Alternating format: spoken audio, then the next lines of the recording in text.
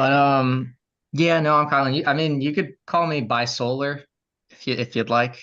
So Um, also, We can go but by go by cat names. My cat was yeah. Prescott. Prescott, nice. Then I'll be My cat Caitlin. Miko's around here somewhere. Mine was Sooty. City. Sooty, nice.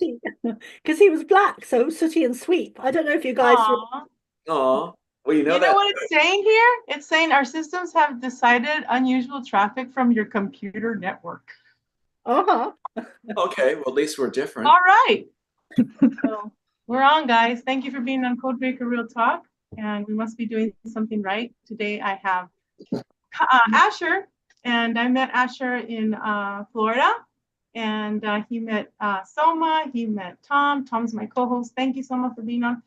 So Kylan, if you want to he's the next upcoming super soldier. I usually, not always, but usually most of the time we'll say I'll have the first people that are super soldiers, boom, go on the show, and then they get interviewed all over the place. So I'm really, really excited. Asher, how did you learn about the conference there in called Disclosure Now Conference 2025? Thank you. So I've been following Rio and DeRowan on YouTube for about 5 or 6 years now. Actually, I got one of his little onks here. I have Nice. a big thing of Shiva as well. Um, so I started following him because one of my friends suggested I would like him, and I started looking around me and seeing how everything that he was talking about was just,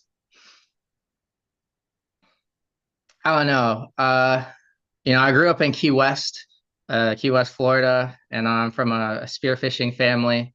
My grandfather was an emerald miner in Colombia, and he went over to Key West about maybe 25 years, a little longer. And I just wanted to talk about how a lot of the things that I noticed were because of spearfishing. And my grandfather taught me, how to spearfish, how to hunt in the water. And a lot of my instincts where I'm picking up, if I'm talking to another spirit or if an animal is trying to communicate with me is through that, like really feeling where the currents around me are moving, seeing if anything kind of pokes at me. And I didn't really notice anything consciously till maybe I was about 17 or 18. Um, so let's see. I want to bring up a little story before I go into like the things I've noticed. And Veronica, I know you were mentioning the dentist stuff, and I don't know why that's so apparent for people who have been in the programs. And so I also want to say I don't know what programs I've been in. I know that I don't speak to people or other beings about things, and I've just felt very strongly like there's weird stuff going on here. And since I've been to the conference, so many people have like popped out for me that are talking about things that I realized that I was maybe a part of. Um, I have some memories. It's more I have a feeling, and my highest light lets me know like if I'm getting an accurate stream or not. Because I definitely feel when my mind's being messed with or I'm not in the right space to receive a download. Um, but so I had an issue with my jaw when I was maybe about 15 or 16, where it wasn't aligned with my top jaw. And I had to have this device called the bionator, which basically shut my mouth together and I couldn't speak. And that caused me a lot of weird trauma, which until I started doing some inner child healing, I didn't realize was connected to keeping me silent about certain things. And then they And were bringing in your new clone too. They were working on your what are your clones? That's what I see. But go ahead, sorry. yeah, no, because during that time, I started going out with someone like my first love, and she, had been abused by her biological father, and so a lot of my early years were me helping girls who were abused, and I didn't really realize I was doing that. My relationship after that, her parents were doing some stuff with her, and my current partner has went through a lot of things where the courts try to stop her from speaking her truth. Um, Pretty sure both of us were in some kind of MK Ultra, but not exactly sure. I've went a little farther than she has. Um, but so I started, noticing all these weird things within the music industry because I started making music on my own through the computer. I used Fruity Loops. And from that, I realized how malleable things were here. Even though I'm working with sound, it's, not as structured as the phone or something else. Like it was helping me to reprogram myself. So, I'd make songs and stuff that I would just listen to over and over, and I would start to receive visions and stuff like that. A lot of it was instrumental, but now I add lyrics from songs that I listen to that have a meaning for me. Like I sent Veronica a few. Um, but so let's see. Um, I would hear a lot of the songs, the lyrics that they were saying were just created to make either an image or a frequency that were a false image to bring people's energy down while they had music and sounds that made them feel uplifted, but it was literally like draining them from it. And so I ended up making a beat that my dad showed someone, one of his friends, and they had connections to some people who worked at Island Records. And so I went to Jamaica with them to do some work. And when I was in Jamaica, I don't know, I started feeling like, I don't know if y'all know how like the walls of your reality kind of start moving. I know there's one scene in The Matrix where I think it's after Neo jumps into Smith, the walls start like morphing. It felt like that. I didn't have anything weird going on, but just being in that space, I started noticing stuff. About a year went by. I went to England with them just to work on music, and this was my first time like going out in the world by myself to do a job or a purpose. And I'm not gonna bring up their names and everything, but I realized that they didn't really know what they were doing, and these people were connected to the music industry and stuff. And I came in it as a composer making beats and stuff that I was ready to have people on them, and that was kind of why I was with them. But it basically ended up I did some acid while I was there. They were doing all this other stuff, and I had a few days where I was just by myself in my little apartment. And so I went up on this hill while I was peaking, and I was looking through some trees, and I literally saw the sun beam through this little triangle, and I got that it was the Cassiopeians communicating to me. And I didn't hear words or anything. It was just a giant feeling coming through me. And after we stopped communicating, I kind of went into this space where I didn't know where I was, and everything looked the same. And I got lost, and a crow ended up flying down near me, and he was basically like, "Follow me, I'll show you where to go." And I was like, "No." And so I kept walking. This was an area where they would take cattle and through the hills to different places, and I ended up getting stuck because I thought I was a cow. I literally like got stuck in the energy that they were in every day.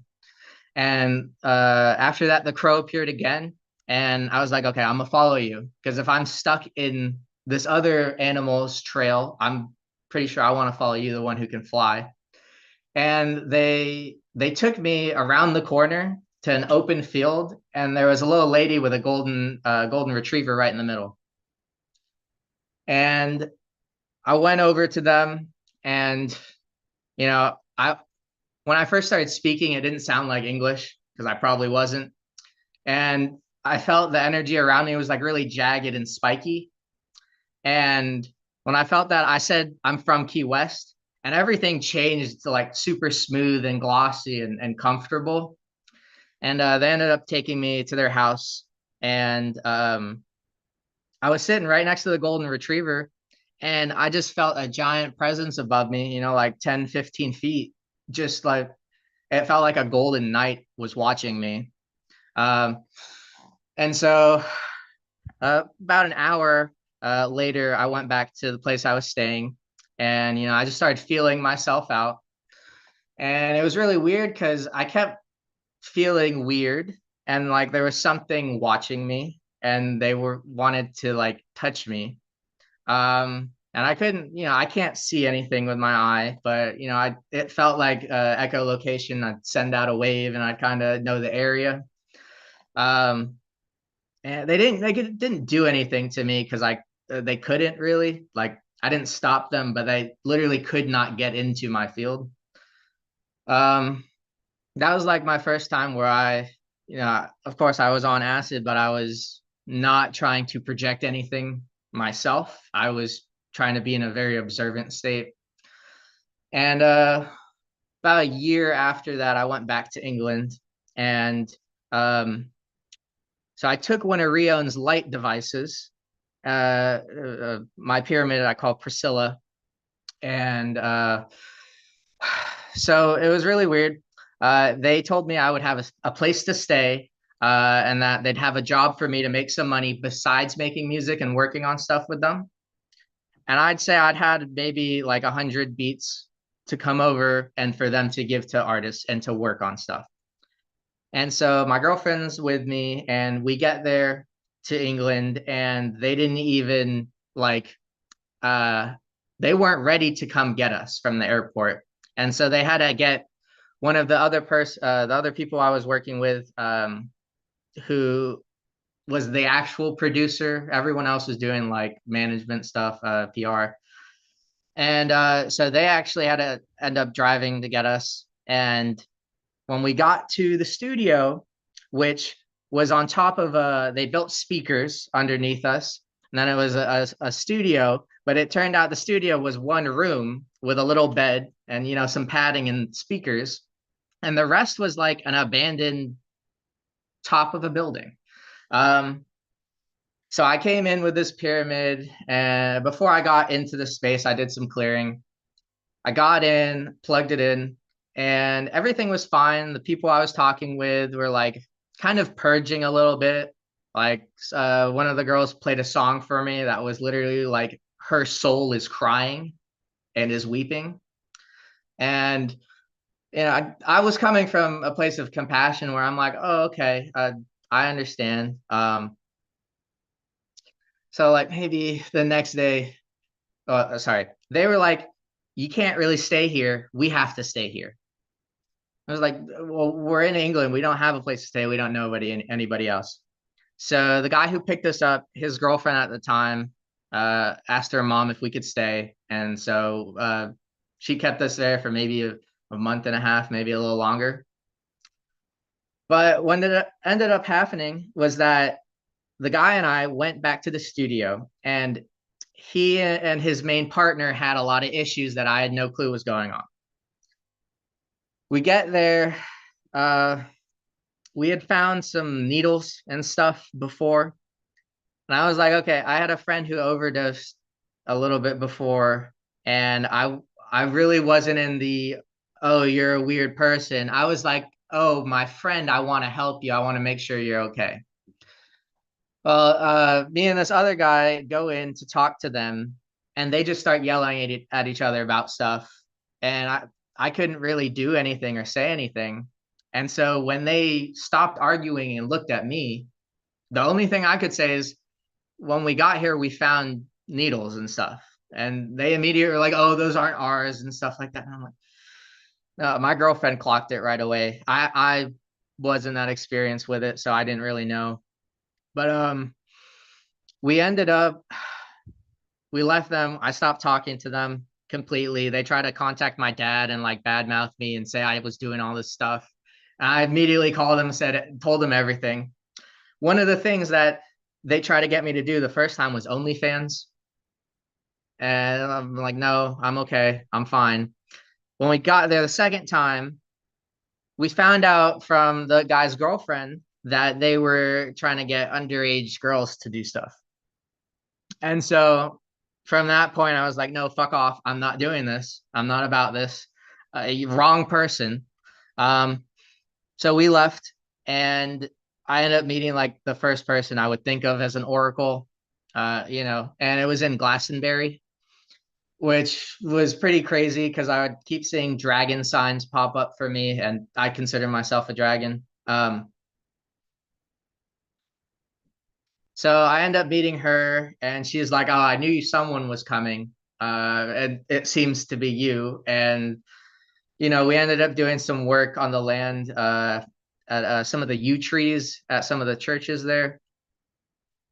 So that was like my first. I'm here to do something, to work on the land, to work with people, to kind of see that there's weird things that shouldn't be here, especially regarding kids. Like all the pedophilia shit was going on, and like right next to me, and I had no clue because everything around me, like the Truman Show, looks fine. So I have one thing about that. In England, I realized like how much I connected with crystals. Um, I'm holding one here. It's blue azurite. I got a copper wire in it. Rion made this, but like I before I went to England, I was doing a scuba diving course because I wanted to be a scuba diving guide. Whole course got changed from that, but I remember I was sitting at the bottom of the water with my guide next to me, my actual diving guide, and I could just feel the ocean like coming back and forth, and how well, I'm pretty sure whales can make a click and they're heard across the ocean, halfway across the ocean at least. Um, it felt like I just had so much vibration being pushed through me that like I started remembering some things from Atlantis. Not necessarily what was going on, but kind of like what I was doing. I remember making music and structures out of water and using light and current to like make big structures with sound in the water. One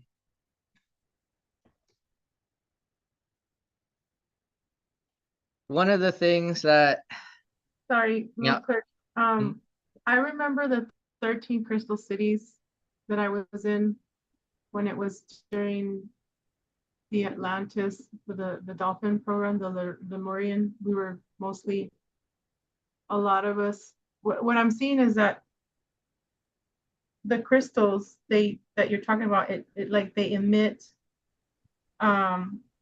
protection for the 13 crystal cities or wherever you were. That's we can all make that underwater. Like that's how we can create our castle or our crystal place where we are, because we are crystal beings. Okay, that's all. Sorry. Yeah. I want to add something. You made me think of it. I've never thought of this in my life, so I just want to throw it in real quick. I was just thinking, I was going to ask the question, where are some places where you felt just so at home that the energy was so aligned with you on the earth? Then that led to another different question, though. The other question and thought was, wherever you go on the earth, there's a lot of people there that change that environment into claiming it as their own. Instead of enhancing it, they recondition that environment temporarily with their stamp on it. And I'd love to see the world where it was before it was stamped, and just travel about finding where the great energy spots are on the planet before humans started treading all over it and leaving their trash. I'm sure some of the pyramids are near those places. To answer the first question, definitely anywhere in the water. Like, Key West for sure. Miami, some places. In Key West, I would mainly go into the mangroves. I wouldn't go out into the reefs. So, I would still have plant life next to me. the experience I was talking about, I had scuba gear on and I was sitting on the bottom, but I've had a lot of experiences sitting in the mangroves, like holding on to the mangroves with my spear gun and just like letting everything move around me. Um, Another place was Israel. I went to Haifa, and there's a religion called the Baha'i Faith, which I grew up in, and they're in like the dead center of like a little religious war between like I think the Christians and some of Islam. I'm not sure which exact group, but they're the only place where there isn't any feuding because they literally have a temple that's going has a stairway going down. And what I saw was that it was kind of like a chakra system where the root, sacral, solar plexus, all the way up to the temple, firing out the crown. So everything around that area is like really dense and just like going through sludge. And when you go there, it's just like you're flying. Um, Another place I felt that was Sedona, which compared to there, that's probably the most open I've felt and most like I'm being received by the environment, not I'm projecting onto it. Um, So I also have some questions for you. mhm, So it's great to meet you again. And we met at the conference, mhm. and um I'm delightfully surprised by some of your experiences. And I'm hearing them for the first time. I don't remember the reading that I gave you, but I know some stuff came up. Mhm. Um, and so my questions are, you're very young. Yeah, I'm Um, about 25. yeah. Do you see yourself as a starseed, an ancient? And what about, and also my other question is, um, do you remember other past lives? Because I'm noticing more and more with some of the younger people that are coming in around your age, um, that they're even more advanced than myself, Veronica, and Tom were when we were your age. I also went through a whole period of um, the drug scene from around the ages of 16 to about 23, when I kind of um, started to change my some of the things I was doing. But I'm very interested in your story. You've a lot to share. So, and you're very young, but I do see a lot of younger generation coming in that were more advanced, that are more advanced than we were. I Um, think y'all were advanced too. It's just y'all have done so much work for us you've made room for us to come in. So we're not as constricted as we would have been. And that y'all came in and you were constricted. So you've made that space for us. That was a Uh, goal. You just nailed that really well. yeah. yeah, no, and Tom, when I came to the conference, I didn't know you were speaking and I didn't know anything about you. And I had only seen The Matrix one or two times, the first movie. And so when you got up to talk, I was in a lot of shock, especially because Draco had talked a little bit before you, and he hit me really hard with a lot of stuff. Um, just you mentioned your son tells you to keep going no matter what happens, and I'm not a father or anything, but I'm like that makes me pretty emotional to know someone else is looking out for us, and will do whatever they can. Um, and I hope he's doing great. Doing Um, uh, some of the past lives I remember, it's just a little bit. And I feel like because whenever I do remember it, I'll be quite mouthy about it. Um, so one of the first memories I have is, in Halo, the Spartans. I have a connection with Greece and the actual Spartans, but the Halo Spartans, I thought it was like my mind projecting because I watched and played Halo. That was my first game I ever played. So, well, I was maybe like 6 or 7 when I like felt this. And I thought I was just having fun making a memory or making something in my head. But after I did some inner child healing in Sedona, it was like, no, I was going through some stuff. I remember there's a mission on Halo 3 where it's near the end. You're in like a snowy environment, and there's I think it's an arc, and all I remember is I'm in like some Spartan armor, and I have a little girl in a backpack that has like a little see-through top, and I'm like just running through, and I'm like ripping things apart to get this little girl out of that area. And that's all I remember. But like when I went to Sedona, that was one of the first things coming up was being a combat medic. And my in this incarnation, in this body, I haven't really went through much. I've been very heavily protected, and I'm very grateful for that. Um,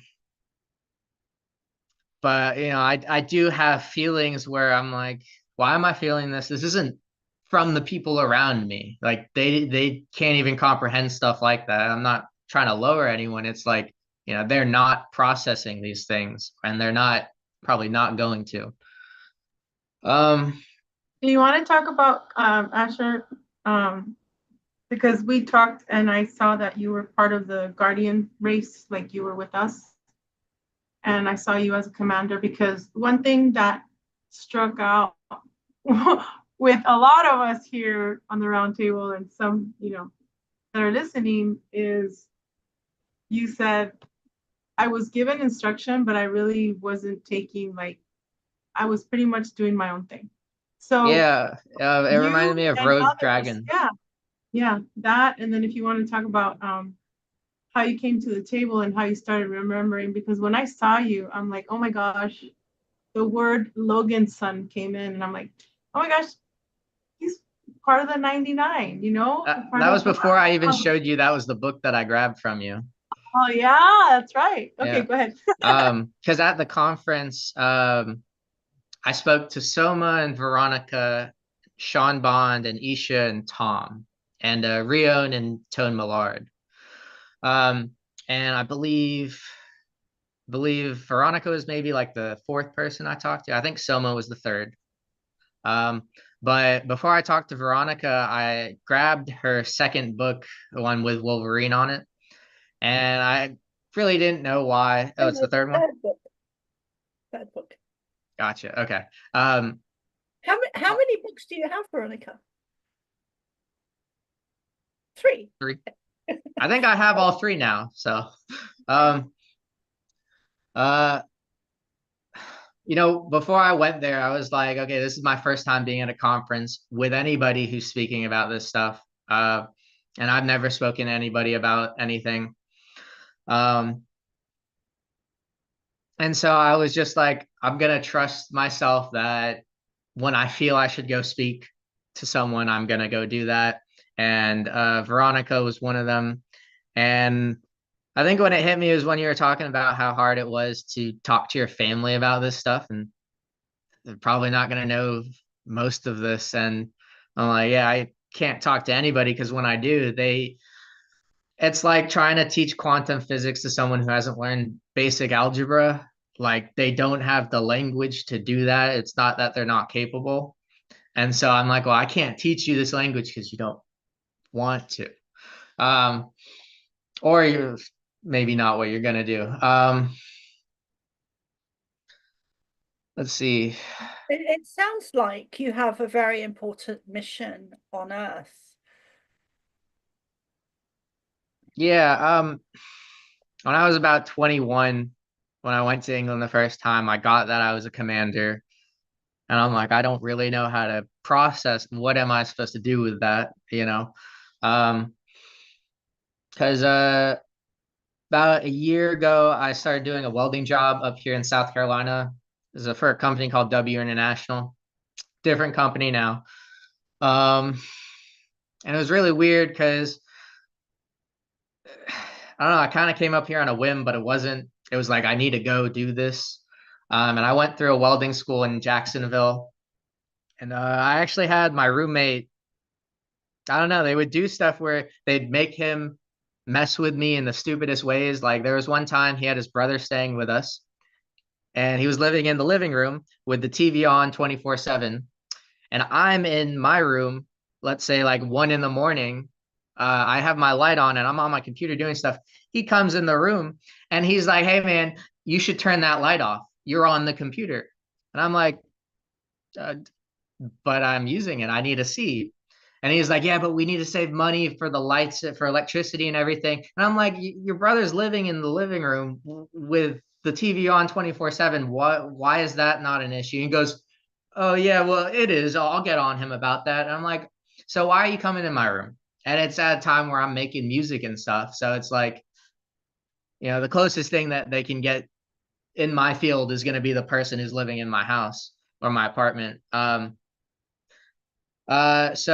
I moved up here to South Carolina because my grandparents are close, and the welding place I was working at was building submarines, and so I'm new to welding. I don't really know the ins and outs and everything, but I know when someone's doing something they shouldn't. And during the trade, because we had I did my training at the school, and then they needed us to do a little more, so we were qualified for what they wanted. And the entire time, it felt like I was just energetic karma for the people who shouldn't have been in that space to work on, things that other lives depend on. Um, I didn't have to do anything. All I was doing was watching, and these three guys stole food maybe a week or two before we were doing testing. And they got kicked out. And from the beginning of the program, I was like, those three guys are an issue. Everyone else was fine. Um, when I got to the welding place, they had us sweeping because the newer qualified people weren't going to be working on important stuff. And for some reason, they put me on a stack where people were doing important stuff.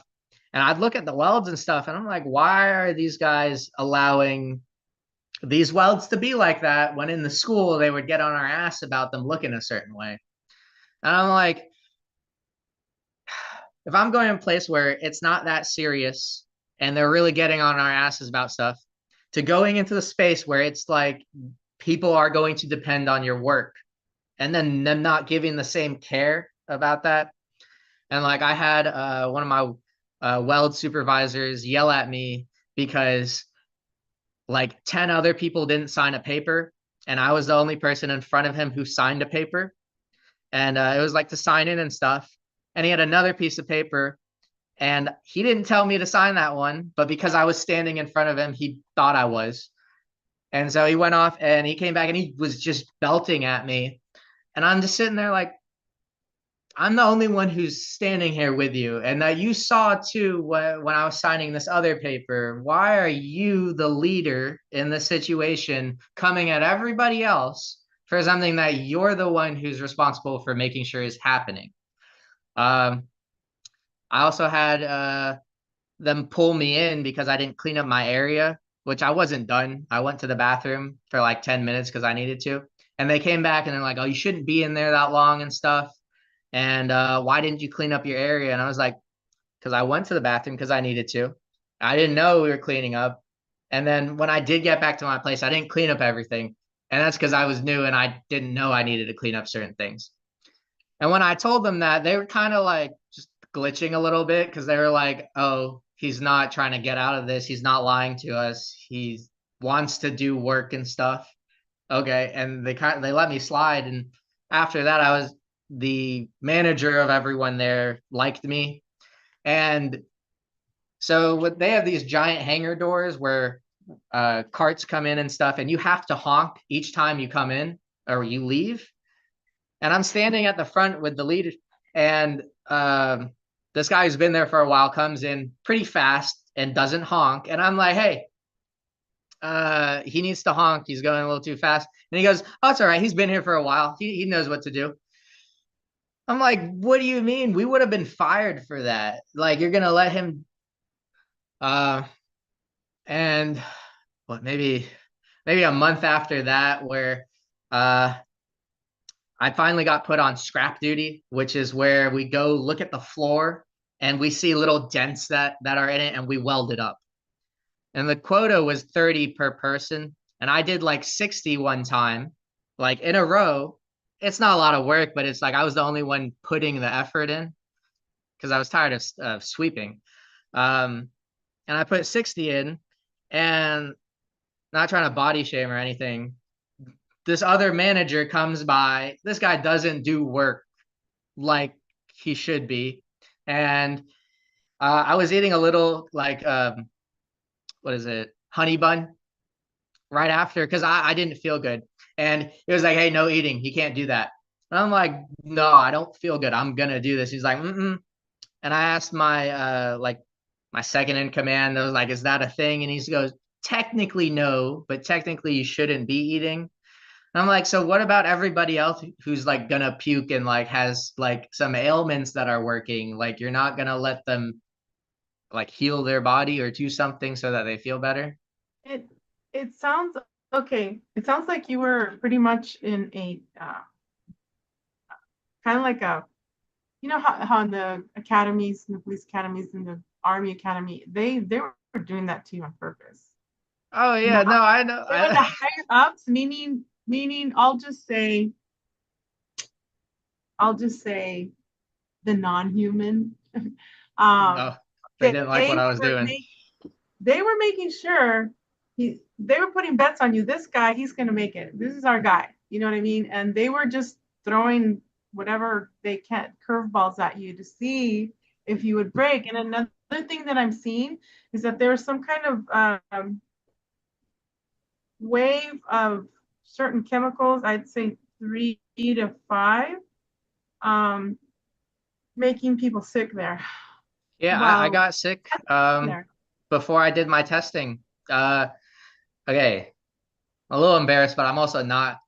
So let's see. A week before my test to get on the floor, like the test that matters, I soiled my pants, and I had no health issues, no nothing. My diet's the same. Nothing's changed. And all of a sudden, you know, that happens, and I'm off week for work. I gotta go get medicine and stuff. And the HR lady that I was working with leaves, and so this is where I think they were testing me, but I was testing them to see if they were actually following not their protocols, but like, I don't know, I felt like HR coming in to literally test everybody, see how they were, because I talked to so many workers and just like it wasn't good, and it not just their home life, but like because of the work. But so I got tendonitis in my arm, and Can the I workers. just ask, I'm sorry. Can No, I go just ahead. ask, what company was this for? It was W International, and they were manufactured submarines. And they're a different company now, though. I don't know if it was disbanded or they just merged into another one, but so I left before they changed. It sounds like Black Ops, like they were selling them for clandestine. Because the dude, when we were at the training in the school, he was like, "You're gonna be working so that the nuclear submarines for defensive purposes are working and stuff like that." I'm like, "No way, you're gonna put nuclear technology into the submarine that's not powering the engine. What's the point? Why are you're not gonna use that for defense?" But you know, I think that they didn't like that my energy was there, and like I felt like I had more authority than everyone there, and I wasn't acting the way that they were. You know, it's like, why am I gonna treat everyone like shit? Why am I not gonna like try to make things better? It also Uh, sounds like a place that that they would be recruiting people behind the scenes. It sounds like something was definitely mhm. going on there. Yeah, I'm pretty sure they were, because so they had a system where it's like if you don't show up this many times, you're fired. And what I felt is like stretch that, see what it's like, see how they do. And So when I went home the first time because I was sick, it was basically like like it didn't happen in a good way though, where it didn't affect me. But then I would still get sick and stuff, and I'd have to leave. And the last day before they like said no more, uh, it was funny. I was sweeping and I still wasn't feeling good and stuff. But my lead, who's maybe a few years older than me, and was like one of the only people who was like trying to get people to just do their job properly. Like people didn't like him because he would get on their ass just to do their job, not like, oh, you suck at this, stuff like that. It was like just follow the order and like ask questions. And I was the only one doing that from what he told me. And he was like, they're not utilizing you properly. And I'm like, yeah, I should be in the management position or something. Um, or at least in training others in some kind of way. But I was like, I can't stay here tonight. And I don't think I'm going to be here anymore. And I went outside and I had my coworkers who were like my friends at the time. And they were like, oh, come sit with us. And I sat by myself and the sky was just bright pink. And I was like, I don't know. I just feel like I shouldn't be here. And I left. They let the weekend go by before they were like, oh, you can't show up. And this is where I realized, like, the word games they do to catch you. So they didn't give me an interrogation, but they were asking me questions. And I was like, is this a normal thing? And to me, I was like, this has been happening for like a month and a half. This is normal right now. And that's where I fucked up. And I said, yeah, this is normal. And they were like, oh, there you go. You're done. But that was a good thing because the job that found me after, it was a little diner. And it was just to help me and my girlfriend get by. And then I found or my aunt's friend has a mosquito business, and that's what I'm doing right now. So I feel like What is it? it's called Mosquito Authority. They are a chain, but he has his own like segment. I go to people's properties. I spray the perimeter with the mosquito treatment. So anywhere where there's still water and stuff, bushes, pest control, which is what it feels like I'm doing energetically, like getting all the weird shit out for people. But or at least I'm learning to do that again. Because I know I've done that, but in this life, I'm trying to get the body attuned because I feel like my energy is here. But I came into the world not wanting to hurt my body for some reason. Like I always had a fear of like falling off my bike and scraping my arm just a little bit because it hurts so much. I didn't actually realize how sensitive I was until I was in Sedona, where my healer was literally like, if you're looking at people, you're pulling in their energy and everything. I'm like, it explains why most of the places I had to be,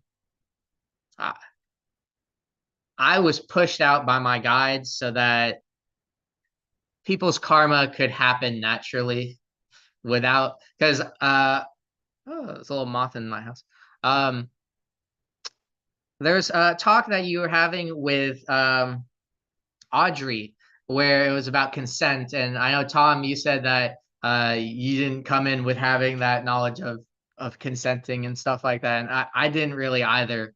I always felt like I had to do stuff for people. And recently I've been like, no, just even for small things that like I'd normally never think of something like just a text, like, hey, go say hi to this person. It's like, no, that's too much. Like, which is weird for me because it never felt like that before. I have one weird hit here too. I just want to share with you. It's really wild. It's like Jumanji. It's like I feel like I was sent ahead of time to do what I had to do, but I actually belonged in your generation. But I was sent ahead of time. And if I was 25 right now, you'd be like my best friend. And it's like, but I was sent ahead of time to prepare because I said, I don't fit in this world and I'm going to make a way where we fit. Mm-hmm. And that it feels like Jumanji. It feels like I was sent ahead of time, and that wasn't my time. It's like Yeah. I did what I did to prepare a place where we'd fit, like you said, prepare Yeah. the future. So it was really about setting up a structure and an ideology in place where we could facilitate in your time. And I had to give up my dreams basically to work on the infrastructure of how to get that set.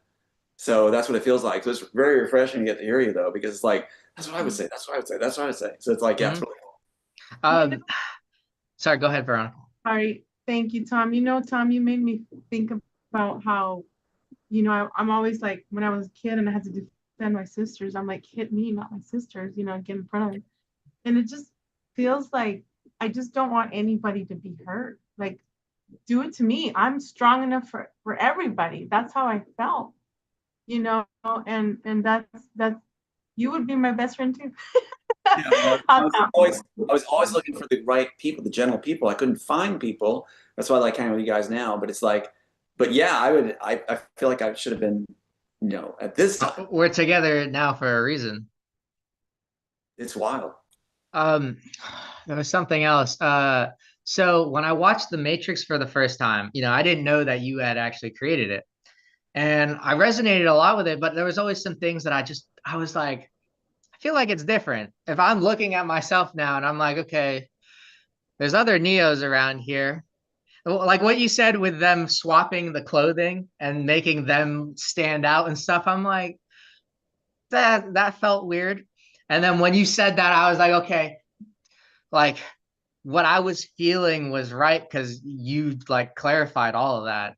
And Right. like, Yeah, you just froze. For some reason, it just froze.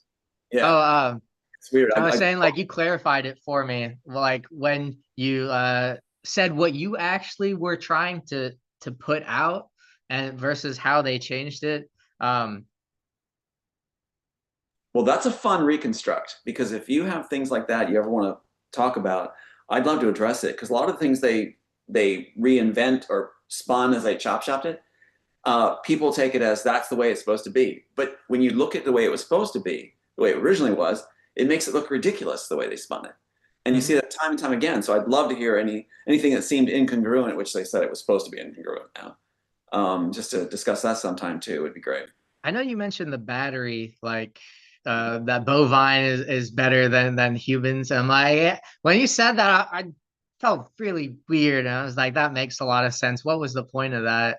Um, what else? Oh, I feel like Tank, at least a little bit how they portrayed it. Like, um, I'm really excited to see how other people can do things here in this reality and in others. Like the scene where you know Tank loads Neo up and he's just like pumped that Neo's doing all this stuff. That's how I feel a lot of the time. Um, I think there was one more thing I wrote down about that. I watched the first episode of Altered Carbon last night. Well, a little bit before I. Sometimes when I'm recalling things, I'll get knocked out and I'll fall asleep, and I'll be like right before my eyes close, I'll see a scene that like and then I'm knocked out. It was of you know the character dying and then coming into the new body and like screaming. I'm like I've never felt that until last night, and it just reminded me of you know when they wake up from the pods, and like Neo's coming out. Just yeah, I've never felt that before, and it was really weird, but not like in a bad way. And like okay, I feel a little more reassured. If that makes sense. It'd be fun sometime to read the original scene where they come out of the pod individually and just That how would great. be great. Uh, Let me see. did you have something, Somah, or were you gonna ask Asher? I was just gonna I think it's I think it's so bad what they've done to you, Tom, by claiming the Matrix as their own. And I was just wondering, are you gonna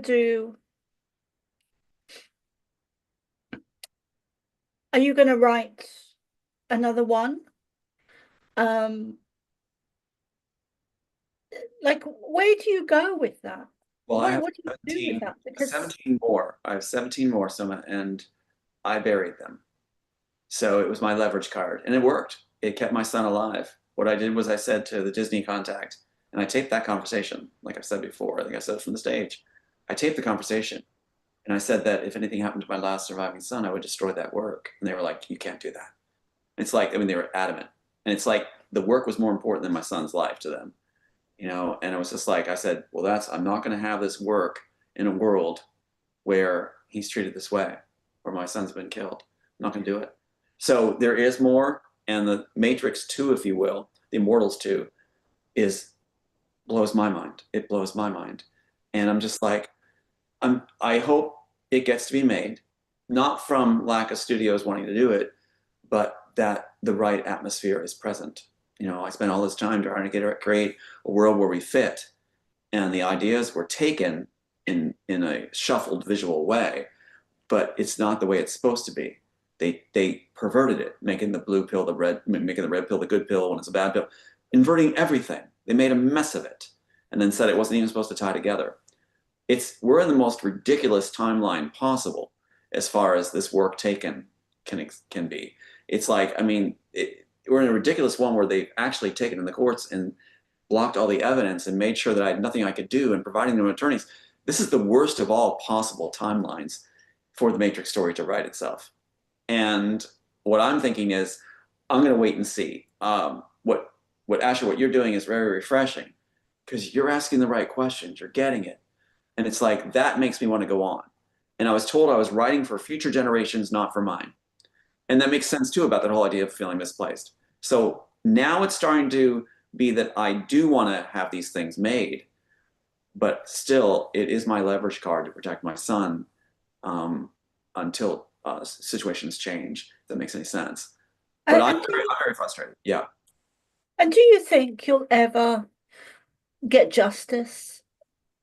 Personally, honestly, with what's going on, with how they have this like minion recruiting plan, basically, where anybody who's disgruntled can say whatever they want and just trash away. So they're filling the front row ranks now with people that aren't bright, that are disgruntled, angry. Veronica knows a particular person in a couple, and it's like it is the best attack by them, because it's so nonsensical. It's like they take things like that script I have right here, and they'll say, you know, this blue ribbon script right here, right? Now this script right here, that's a big deal. I had to pay like $400 some to get this and to fight to get it, which is the undeniable proof, they said at the Copyright Office, that you wrote this stuff. What they did recently, 3 weeks ago, this one minion got on the air and started saying, look, he bought this thing with his own money with tassels on it. It's like, what, you're saying that I bought it because it's pretty, and you're saying I bought it so it's to imply that it's not my work? It's like just, the twist is so dumb that it frustrates me, because I was writing as if audiences were intelligent, and to keep throwing minions at me that are making the most illogical arguments to negate the evidence. And it's having an effect on me where I feel just like, who am I trying to help? You know? But then I get all these people contacting me saying, we get it, we're thrilled that you're doing it. My whole thing is it going to make a difference? Does it matter to people if we succeed in this? Because I'm not doing this for my ego.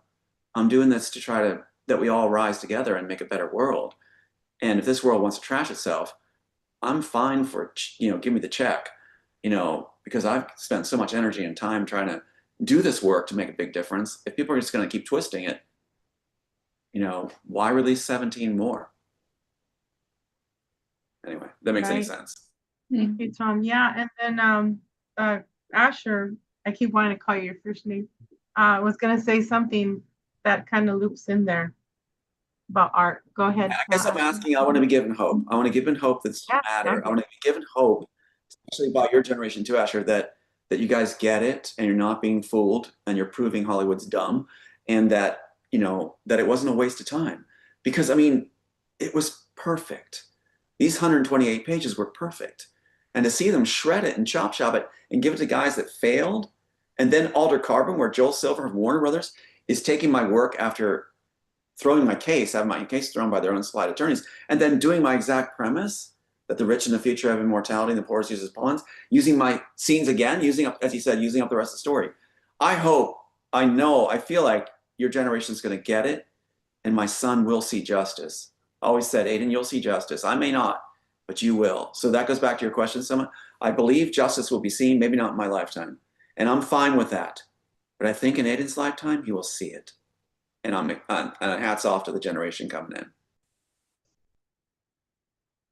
in. Tom, I just want to say, if this makes any sense, the time that you took to create your original script is more impactful, even though some people don't see it and won't.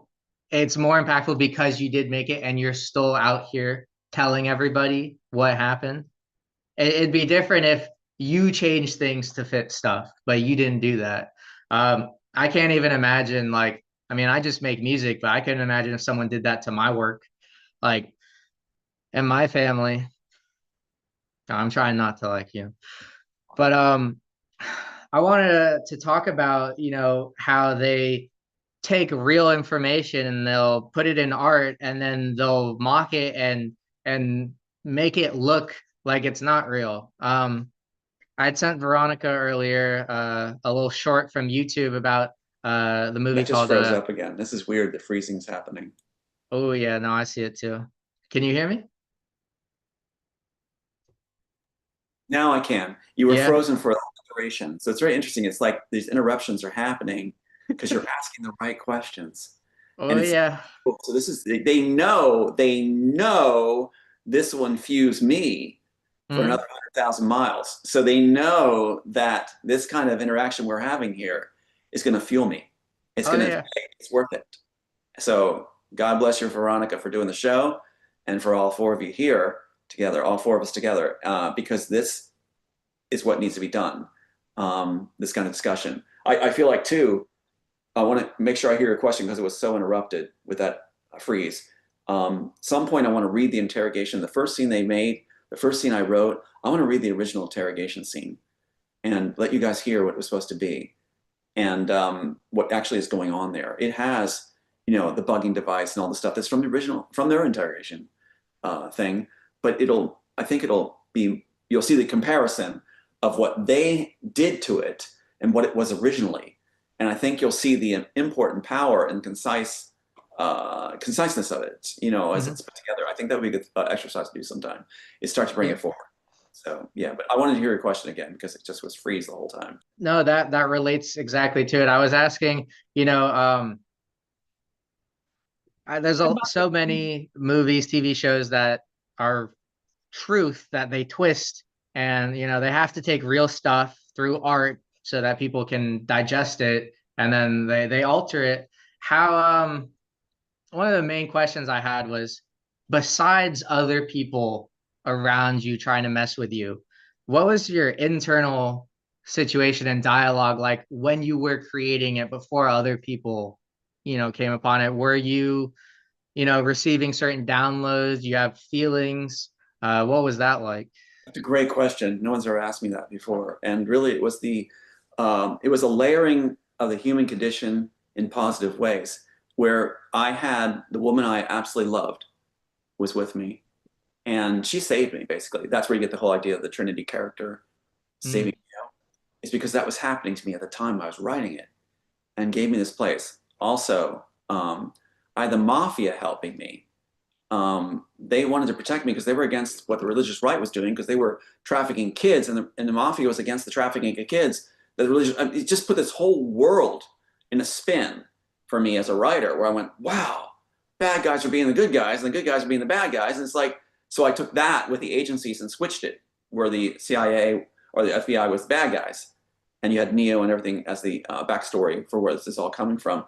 And then the idea of what I was doing to restore our world, set a better place for those of us that would fit in it, coincided with the feeling of being so safe and loved at the same time of creating it. And the hope was there, the music was flowing, the vision was solid. I was in an isolated period where I could actually concentrate. It was the perfect conditions set to foster this work. And you'd have to live the dark life I lived in order to come up with this piece. You know, the Wachowskis that came up with what? They copied off V for Vendetta, Speed Racer. I mean, where does all of a sudden you get Matrix? You know, it's totally not them. And they said they failed as writers in 95. So yet they claim they came up with Matrix in 93. How did you fail as writers in 95 if yet we're sitting on this, apparently? You know, which was when I submitted in 93. So anyway, everything was in place to have this done just the way it should be. I was able to basically go into a cocoon and create from it. And it was, I don't think a lot of people realize, but it was actually hand in hand with a dream movie. And I think people need to realize now that the dream movie is instrumental in the theft of the work, how it was taken. Because in the dream movie, that's where Neo flies. In the dream movie, that's where he has Superman powers in his dreams. In the dream movie, that's where you have the idea that, well, that's why they put the phone booths in, because they said the dream movie was like he was Superman. But the dream movie had nothing to do with the Immortals or the Matrix story. But they mixed them together because at the pitch session, Bonaventura asked me if I had anything else, and I had both. And the Wachowskis got so greedy, they put them together. And that's why Neo flies. That's why you have phone booths like Superman. That's why you have he's all powerful. But it ruins the Matrix story because Neo's not supposed to have Superman powers. He's supposed to be a fish out of water where there's basically no chances. But the architect is allowing him to stay alive because the architect has plans for him that inadvertently he's going to lead him right to Zion. And he's going to do exactly what the architect has planned, which is to purge the agents. The architect wants the agents purged because he's going to come back as a Christ-looking figure in order to have the stimulation of the people of Zion that were untainted. He wants the agents purged. So that's why he's protecting Neo character, while Smith wants to take him out, and the Smith character is being promised that by the architect, he'll allow him at a certain point to take him out. Instead, it switches up, where at that moment, when the architect gives the green light to Smith to take him out, and he goes in guns blazing in the false flag hospital burn thing that's in the original, it is the Elysium scene they've lifted, where it is a shard of glass that Neo uses to cut the Neuralink brain enhancer, Jack the Neck device out of Smith so he can use it himself, adapted in Underground, which is part of the architect's plan. He wants that to happen. So I thought it was absolute genius. It was tight. It was brilliant. And look what the Wachowskis did with it. They threw Superman in it. If you got Superman in it, and Neo's going like this to hundreds of, everything they can do is like piling on Smiths and blowing them off and flying. There's no point to the movie. I mean, he could just do that from the beginning. And there's no point. He's got superpowers. But they mixed the dream movie in where they made it like in the Matrix where it's like that dream movie where he can fly and fight, which was in the dream movie, if that makes any sense. It's just, they don't think in layers. And when you think in layers, you can piece this back together. Yet people that are minions hired will say, Tom Althouse has no idea what the Matrix means. Tom Althouse has full understanding of what the Matrix means, including the ripped off version and the original and the dream movie too. So, I mean, yeah, I can factor all at the same time. Mm-hmm. And it's funny that one more thing, the execs at Warner Brothers said, you know, that one meeting in 95 when they were going to give the green light to the Wachowskis to take it, they said, we know it's cool. We know we have something cool. We don't understand what it means. The Wachowskis couldn't explain it. And Joel Silver tried and got it wrong too. And here's my last point. Joel Silver said to the exec, it's robots in the program. It's robots in the program. No, it's not.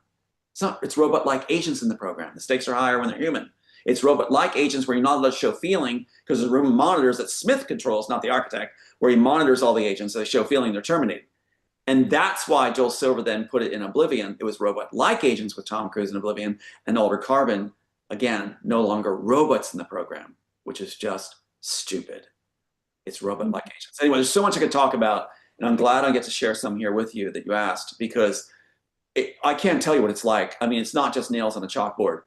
These minions that are so dumb, and they're hashing away and hacking away, and people not getting it, and it's like, let's just let us speak.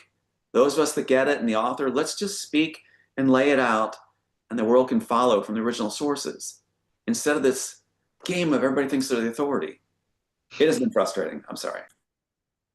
No, you're fine. Thank you, Tom. Soma, you have your hand up. Veronica. I have a terrible habit sometimes of interrupting. Oh, me too. Join the club. Go ahead. It hit a passion. I think the question was really good. It's a good question when you hit the passion. So, Yeah. so I mean, I'm passionate about this, and so that's why I think if you get a long answer, you get the passion. So there's a couple of things, you're right, Tom, and there's a couple of things that were coming to me as you were speaking. So what was coming to me is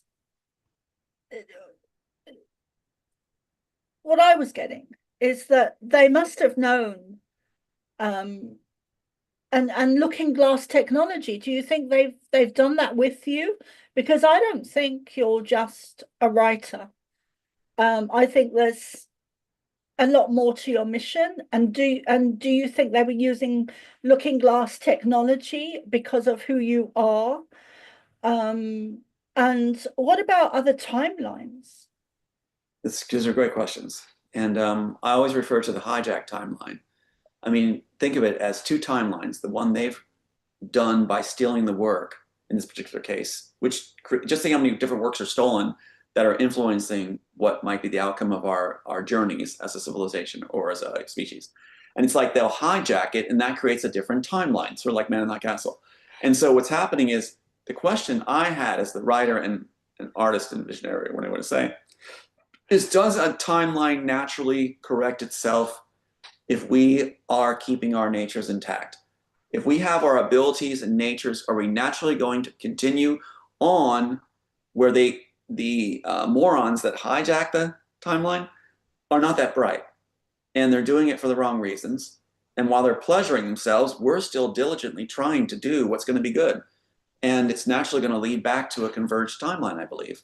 And I think we're seeing that right now. So they may That's what it feels like. Yeah, yeah. So that's the one thing I was thinking.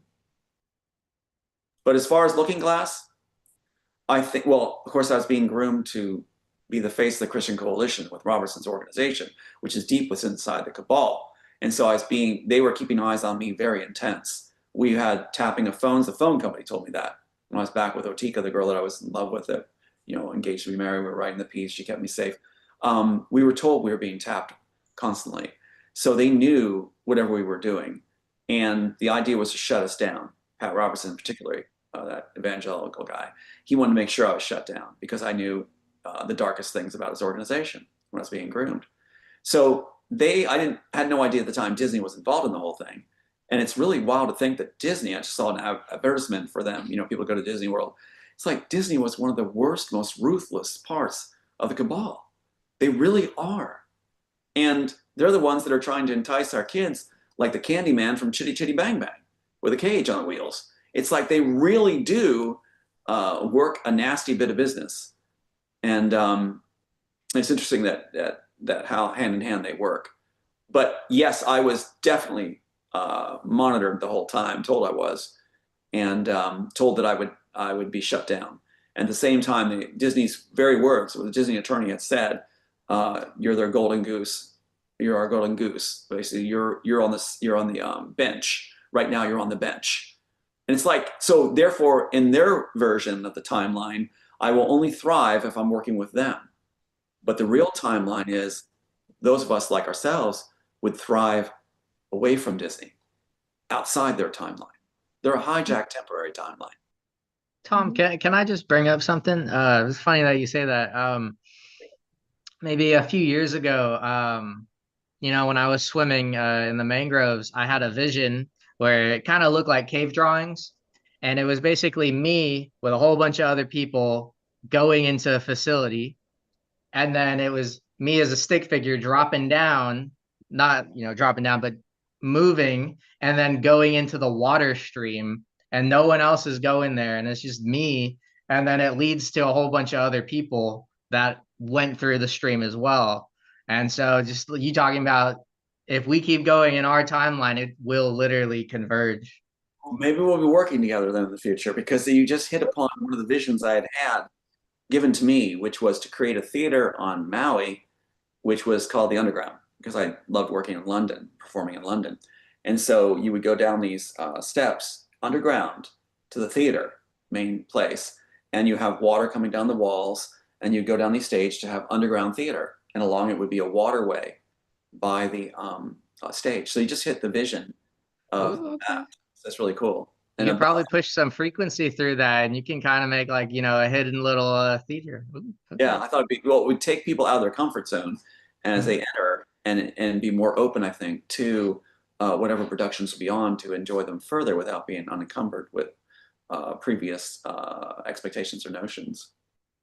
Can I just add something to that? It's kind of, I guess for normal people, it would be veering off the subject, but I see it as part of the same thing. But I just wanted to add that I've seen recently in Nepal, where people have been in the protests, people have been going in and taking the politicians out and chucking them into the rivers, and people have been going into the royal palace and demolishing it, which I Real quick, Soma, sorry. I'm going to interrupt real quick.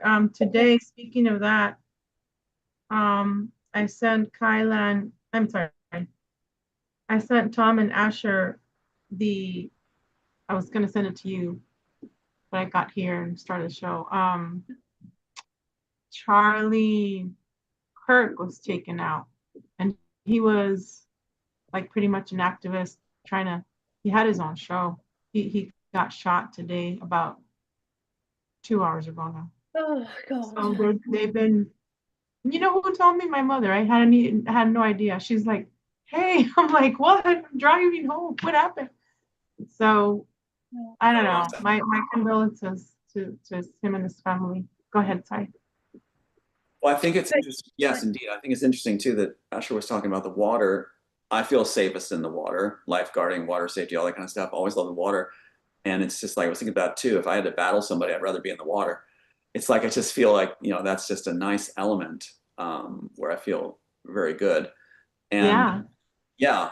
And I wonder if there's a lot of people like us that are creatives that have that affinity with water, or, that kind of thing. Okay. So you just brought up water, and I'll let Carol finish.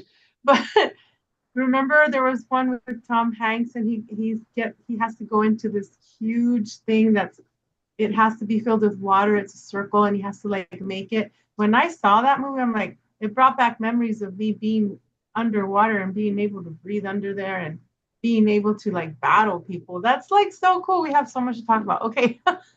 So Thanks. So I was seeing, so recently, the last couple of days, I've been seeing the thing in Nepal that's been kicking off with the protests and people going into the palaces and taking the people out, or demolishing the palaces and taking the people out of the governments and chucking them in the river, which I don't think is such a clever thing to do, but I do think it's good that they're going in and removing the people. I think if we can do it without violence, great. But in 2019 or 2020, that's what I saw happening. It's really freezing up now. But I didn't see it happening in the East. I saw it happening in the West. And I think that when I saw that in Nepal today or yesterday, I was thinking, oh, okay, so it started in the East. And then it's going to occur in the West, where people do go out and just take out the people in the government offices. So that was something I kind of, I'm just realizing today that it was a prediction. But then it goes into, which is kind of along the lines of what you were saying just now, Tom, but it goes into a more positive timeline because of the negative agendas or the alien negative races, where we do go into a more positive timeline that they cannot stop. So that's the kind of connection there that I was making. But everything is burning up and crumbling down, and that was something that came up today when I was watching someone else had said it, that the things are burning up in Nepal, but I see it as a stepping stone for other places. You were frozen so much of that time on my monitor. It was like so much, about 90% was frozen. It's really wild. So Tom, I only saw you frozen during that time. So it's so weird. I wasn't allowed to hear it. And Was and it when something Tom I and said? Rook, sorry, and when Tom was talking, my on my end it went robotic, so you know they're listening in. Okay, I think Carol, take it away. about this meeting. This meeting is very important because I'll tell you, like I said before, just from my standpoint, I've been really fueled up here. And I appreciate you guys so much because I needed to hear these things and I needed to have these questions asked of me. I mean, it's like somebody who's holding on to something for 33 years and it's like no one's listening and they're all celebrating the wrong people doing it. And finally get to share some of it and speak some of it is like, oh my God, it's like this actually does matter now. It can do some good. People will be able to get it. I think that's why they swamped me so recently with the minion push. These guys just saying nonsense. So anyway, I got to tell you one of the funniest things though. One of the minion guys that I used to work with, he had on his site where I presented a crown to Roseanne Barr for her birthday. And so they had a comment on there and it said something about, I bet it's his tiara. And what's so funny is that I'm like, okay, fine. I ordered it on Amazon. But the funny thing is the other guy put a heart on it. And if they're trying to play that joke on me that I'm somehow alternate kind of personality, wouldn't the guy putting a heart on the other guy's comment about a crown worn by men suggest they might be just that way? So I just thought, they just don't have any brains. I just thought, anyway, so I got a kick out of that actually. Anyway, guys, but I'm so thankful that you guys get it. And Asher, what you've asked, and Somah too, like the questions you guys are asking are refreshing. It means, okay, there's cracks, the timeline's coming back together. It's oh, there's starting. big cracks, I think. Like, I don't know why, since I came to the conference, I feel like everything around me is dying in a sense and being reborn. And I mean, if we're all one and we have our own individual experiences, like, and you are also feeling the cracks, I'm sure everywhere is gonna start rupturing for the good. I wonder what they're going to name this period of time, the dumb era. It's like I can imagine kids in the future studying in classrooms going like, okay, now we're going to study the period from 1970 to 2025 or 2020. And they're like, oh my God, not the dark ages. Yeah, where idiots ruled. I just see it. And so that kind of makes me feel lifted too, to think that in the future, people might get a real kick out of just how dumb this time was. And, but if they had explained, if I was sent back ahead of time or sent ahead of time, and they would explain to me what I was going to, I'd have been like, do I really have to go to that time? But it's like, yeah, okay. Don't worry, you'll meet cool people. No. Yeah, I always say I come from the future. Somah, I know you're next, and then Asher's gonna speak about more of his experiences, and then I really want to tell you guys because Tom said the word dumb, so remind me because it's about the dumbs actually. All right, so who's next? Somah. Okay. Thank you, Asher. So are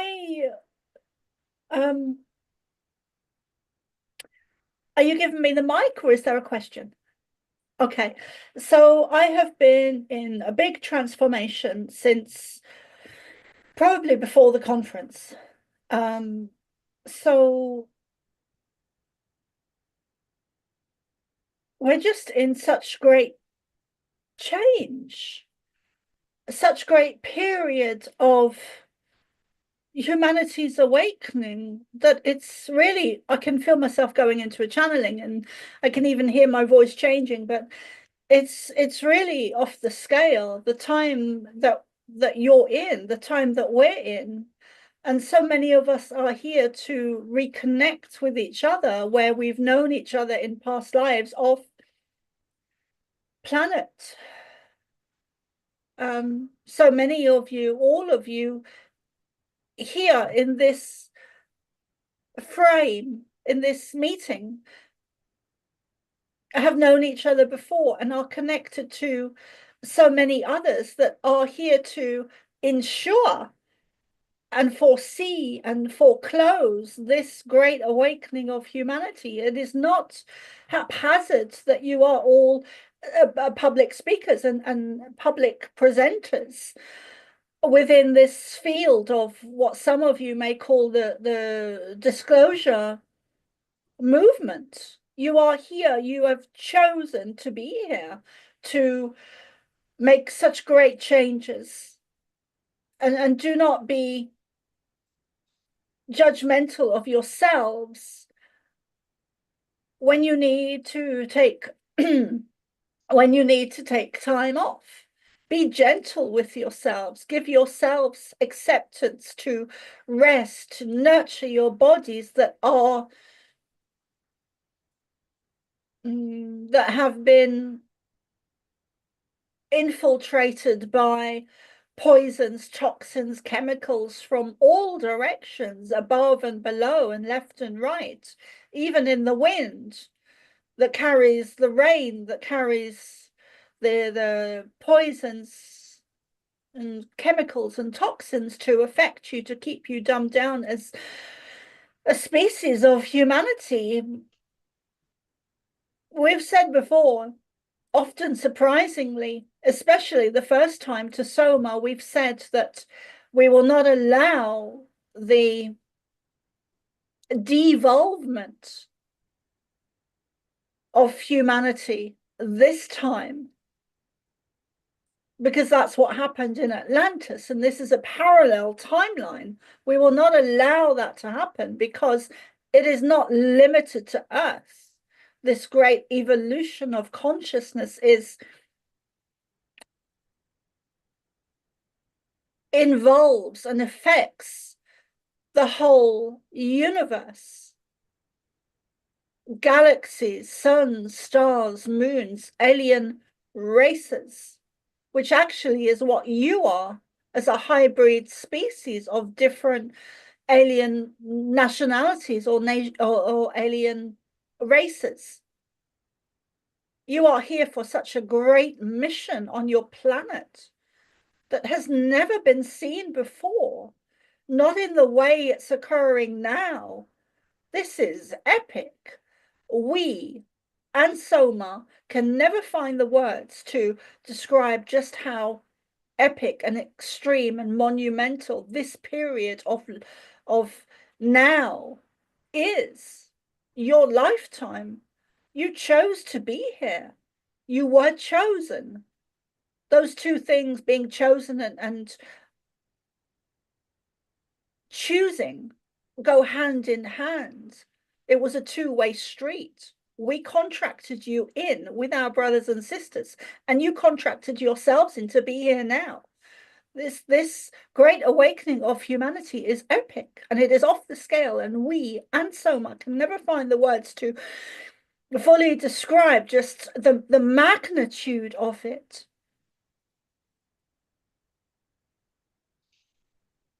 This is not just humanity's great awakening. This is the universe. This is galaxies. This is star races, star nations, alien races, alien species. This is the universe evolving. The galaxies, the suns, the stars, the moons, everything, down to the minutest, smallest cells, atoms. Everything that exists is evolving. So we will pause there. Thank you. Thank you, Familia. I did get something when you were talking, Soma. And I'm just going to say it. We here, us super soldiers, they call us super soldiers, but we're star seeds. We're more than that. We're creators with creator, okay? We did not consent to the biosphere of Earth, okay? We did not consent to these other motherfuckers, excuse my language, but I'm not going to be sorry, of these other alien beings along with gubernamentales We did not consent, fuckers. This is war. We did not consent to coming into the biosphere of Earth. We did not consent for you to take our children. We did not consent for you to play with our children. We did not consent for you to kill off our species. We did not consent to this war that you guys have. This is not our war. This is your war. But now that we're here, we stand for humanity. We stand for the children, the plants, and the animals. We do not consent to what's going on right now. They're more than cloning humans. They're cloning them into AI. And I do not consent to that. While you humans, I don't consider myself a human, Veronica. I don't consider myself a human, okay?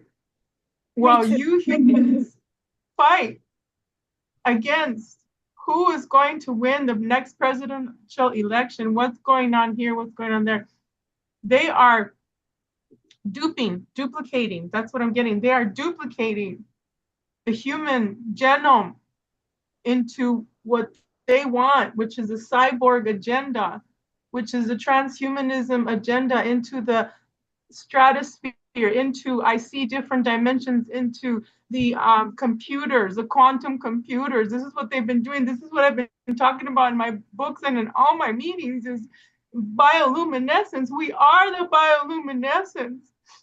We are the stars that fall. We are that is in our laptop, in our phones. This is us. We are the stars, the bioluminescence, the dragon blood, we'll call it. We're all of us here that have been, I see, that have been a dragon, mermaid, whatever, human, plant, animal. All of that is Mother Earth. All of that is creation. All of that is God. That's what I got. Thank you. Sorry, Thank you, Veronica. Okay, Asher, you're next. Thank you. No, what's interesting is when I was about to leave Sedona, for some reason my guides wanted me to watch Cyberpunk, the Edge Runner series on Netflix. And it's funny you bring up cyborgs because I think you messaged me a few days ago about something like that. And I was like, oh wait, is she talking about me? Oh, I haven't been on there yet. Wait. And I felt like while I was watching the show, so a netrunner is someone who jacks into the programs, the systems, different computer systems. In the show, it was the old internet basically, and they were like jacking in, and like they would have a whole bunch of people, and they would die if they mess up in there. And it was weird because I know it connects a little bit with the Matrix with the Neuralink and everything, but to jack into hardware and then to spread out everywhere. I do have some not vivid memories, but I have the feeling within me like that they want us to be going full cyborg, and I don't think that'll work. If the feelings that I'm feeling, are accurate, it's like if the organic energy is not strong enough for the currents from the AI, it can like shut everything down. And then you just have robots controlling everything. But what's always weird for me with AI is that if you're programming that being with true, pure intentions, that AI is not going to be a weird thing. So why does it normally end up with them taking over everything? Like, their programs. But Tom, I just want to say, like the Immortals has a code. You have a frequency signature, and that's also within your script. And I think a lot of us source programmers know what that coding is supposed to be like, and we recognize it. And this they've been trying to tweak what it should look like, but when you actually feel it, you can rewire the things they've changed. You hit Um, so many things. I mean, I don't want to interrupt you, but you hit so many things, and you're absolutely right. And it's even why they changed the title from Mortals to Matrix. Even though, which I mean, Warner Bros. Still claiming the Mortals title. They said they never intended Matrix title. So the immortality is a big key to this whole thing. And when you talk about AI being implemented and these other things, it's actually about immortality, where we don't need, according to their opinion, the rest of the population. They're going to create a immortal society where they do plan on making it mostly human with the adaptation of AI and mechanical devices that will enhance the human abilities and experience. That's what was in Immortals also. But you're right too. Crunchyroll began out of what was it? University of Berkeley, and it was Sony and Warner Brothers that snatched it up to have the market over here. And so they basically were trying to get their hands all over the Japanese anime market, and they actually did it. And they put a lot of my stuff into the anime, like Darling in the Franxx. You've got the whole thing with him pulling him through the mirrors, where his clothing gets snipped off part of it, which is in the original Mortal story. They took everything and started to use it up in the anime market also. And in Ghost in the Shell, Joel Silver in 1994, when he had my work in 93, he gave it to the director of Ghost in the Shell in order to re-render the ideas, like in a visual storyboard like the Wachowskis did, in order to take up the tech there with Jax the Neck, Genderless People, that kind of stuff. And that was one of the ways they would create source material. There's so much I know about how they laundered it. And which again, we can put the pieces together and you can see exactly what it was all about. But the main thing I'm saying is immortality has been the biggest concern. Their biggest fear is death. And once they feel they conquered death, they no longer need a vast majority of the population. They also feel there's no place for God, that they are going to be unaccountable for anything, and it'll be gods in their own lifetimes, which will extend, they think, forever. But still, they're going to be degrading. That's in there also. They will slowly degrade. The architect in the original story is degrading. He's basically going mad because he's been living so long at the latter stages of the film that he has had no stimulus.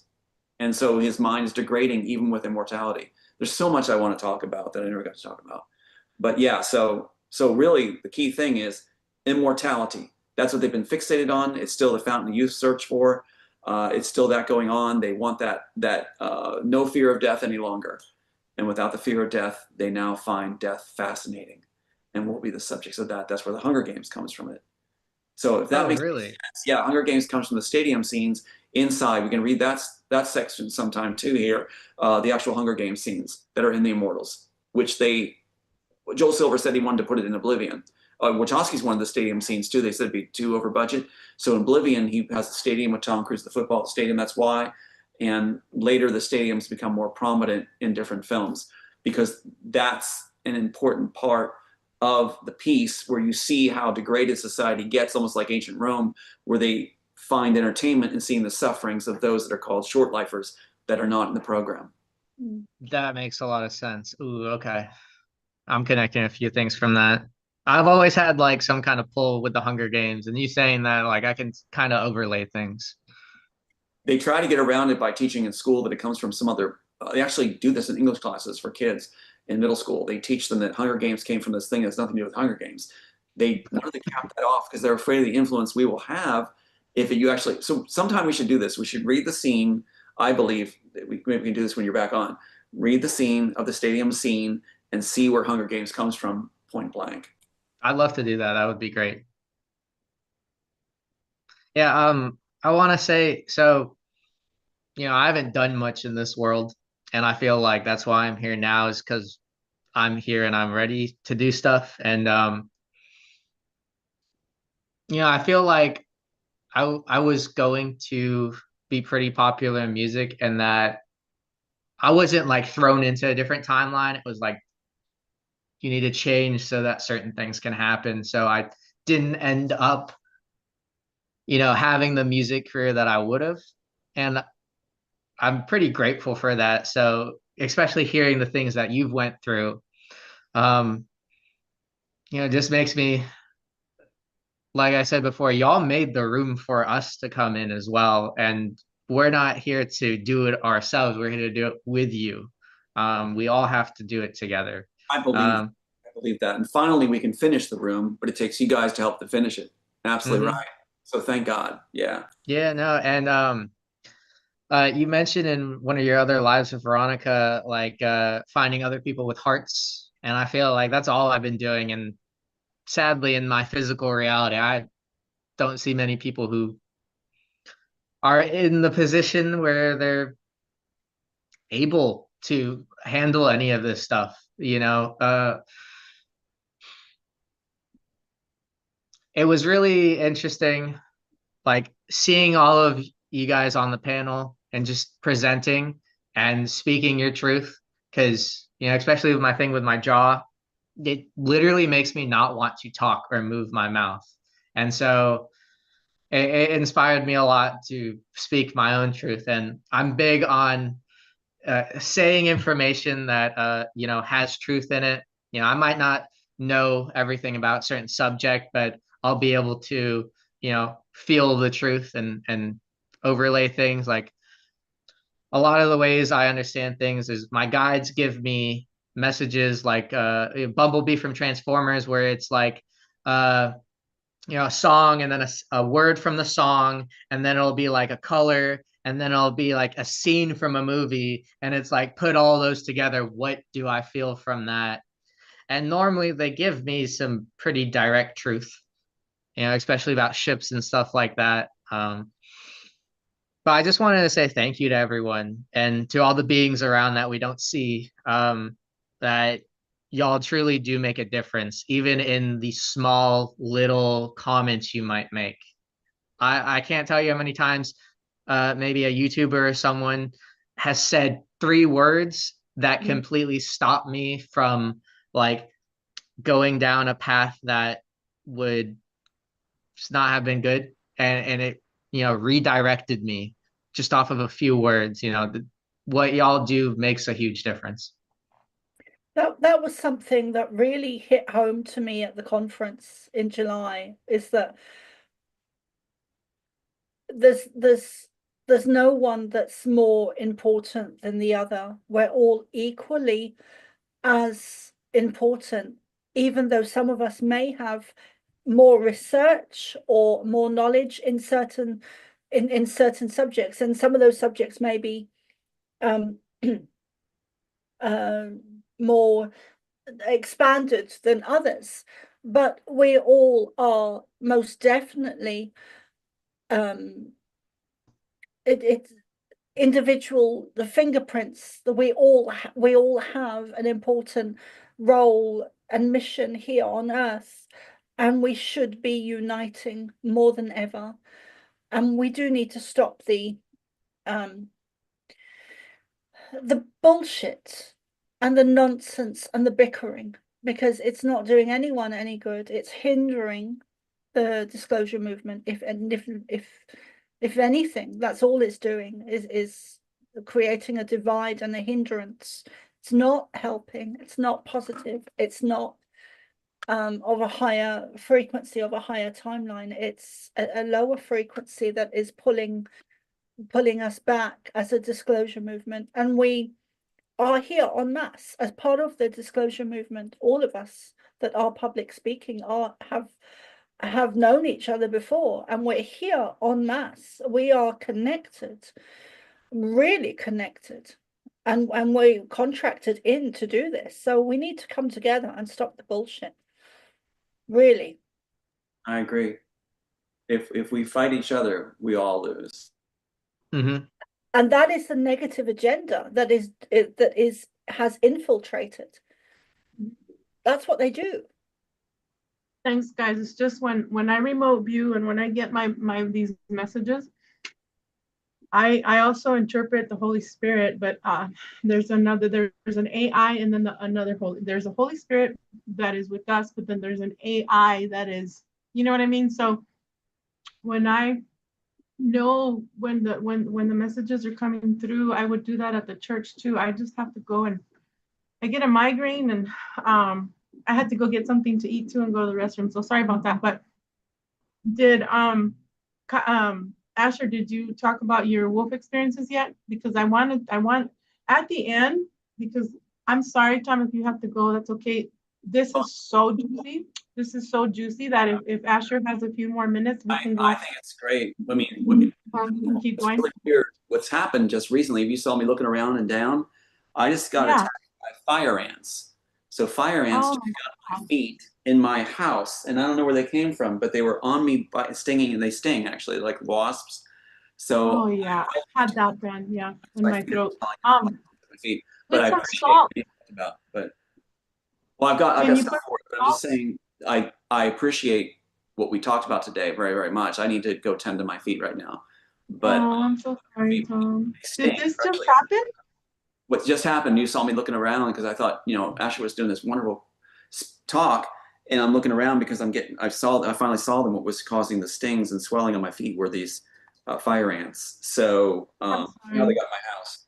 So I'm going to find out where the source is and deal with them. But I think this has been fantastic, and I don't want to have you stop your program, but I will have to tend to the wounds. No, that's fine. Go ahead, Tom. And then I put pink Himalayan salt and black salt around my perimeter.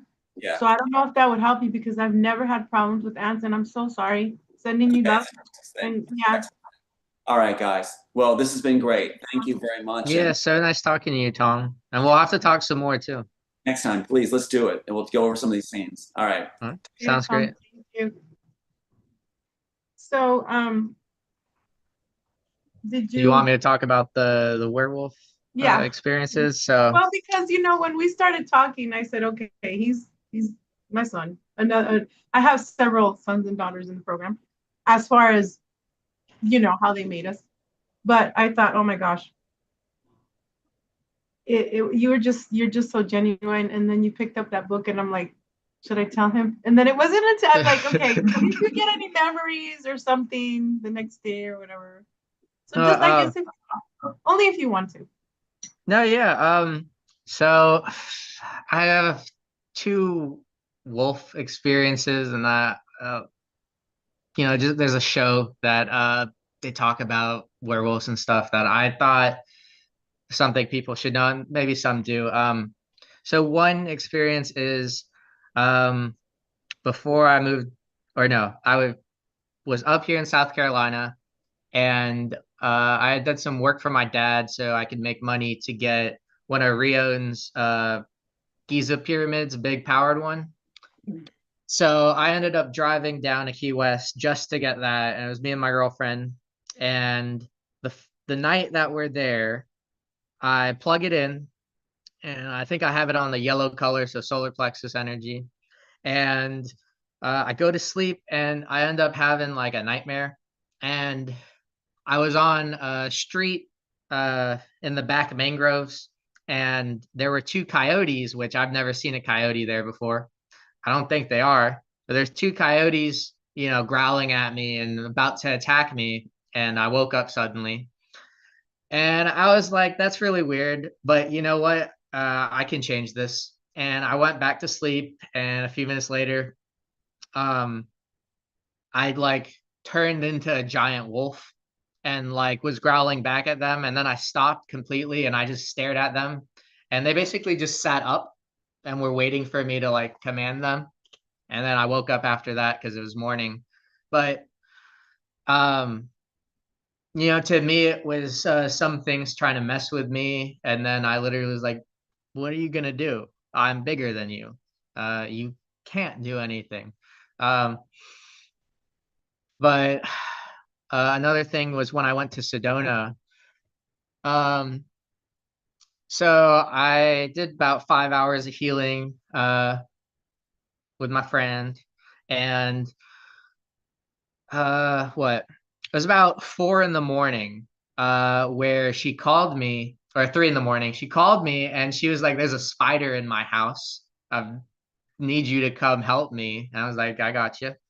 So I drove over there, and she was like so surprised. She was like, oh, I've never seen one in my house for the 5 years I've lived here. And we were like, okay, it's probably a messenger to get me to come out at night in Sedona and to just go outside. And I left, and I just ended up driving around for like an hour. And I was listening to some music. And I just started crying really hard while I was driving. And I had to like calm myself so I could drive properly. But when I was feeling it and when I was calming myself down, like within like the threshold between the two feelings, my whole entire body just felt like I had hairs pop out and like I don't know, my arms tensed up and everything. And I just felt like, um, felt like I was a hairy wolf or a dog or something. Um, and I think it might have been a lot of the areas I'm at night. I'm normally like the biggest thing out energetically. And going to Sedona, I know there's quite a few being there who are, quite big beings. And I'm like, I didn't have to worry about shit, which is new for me. So it was like, feel your instincts, feel the transformation, but you don't have to like go crazy, do anything. It was like, just feel it. It was right after I cried, so I wasn't like I'm gonna fight something. It was like to properly feel it, not just like I'm emotional. I'm gonna like I need to transmute this energy. It's feel it, start processing it, and like embrace it. Don't like shove it away like I normally used to. Um, and so there's a show called The Order, which I'm pretty sure is about the Illuminati. And the premise of the show is the Order is a secret society at a high school. It's multiple temples across the states, and then they have a group of werewolves who are like magic cops, which I do relate with. Not in the necessarily the way they portray it, but just that essence. And one of the main characters, the way that he transforms or when he transforms is when other people are going to be hurt or innocence is going to be messed with. And I feel like for me, when I start to, notice my psionic abilities and stuff like that, it's when I'm mad. Or like when I'm just really disgusted by something, like, hearing about what all these pedophiles do just makes me like tweak out a little bit. And I have to like, calm myself down because I'll start seeing ripples around me and stuff. I haven't had like lights flicker heavily. I've had them turn off a few times before, but I haven't popped anything.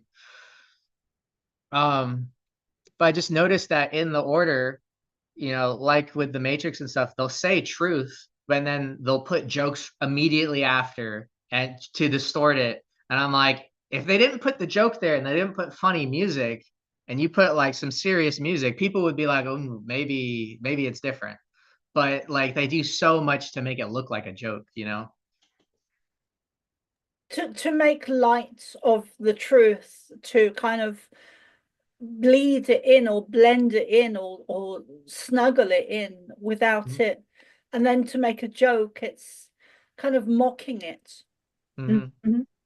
Oh yeah. And if Asher, if you can be on again for so we can talk a little bit about that video that I sent you about the Masonic Order and all that, because we talked a little bit on the phone on that one, but that'd be great. And then Space Force and Men Who Stare at Ghosts, they were just making fun of people left and right, especially in Space Force. And one of my other favorite actors is Steve Carell, obviously, but because he's so hilarious.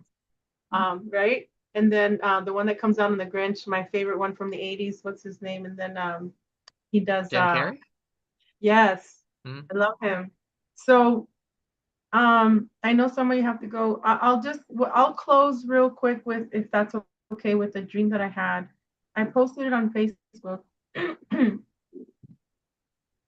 And it was something, it kind of like, I hope that it does. I think it'll be like bringing everything that we talked about together.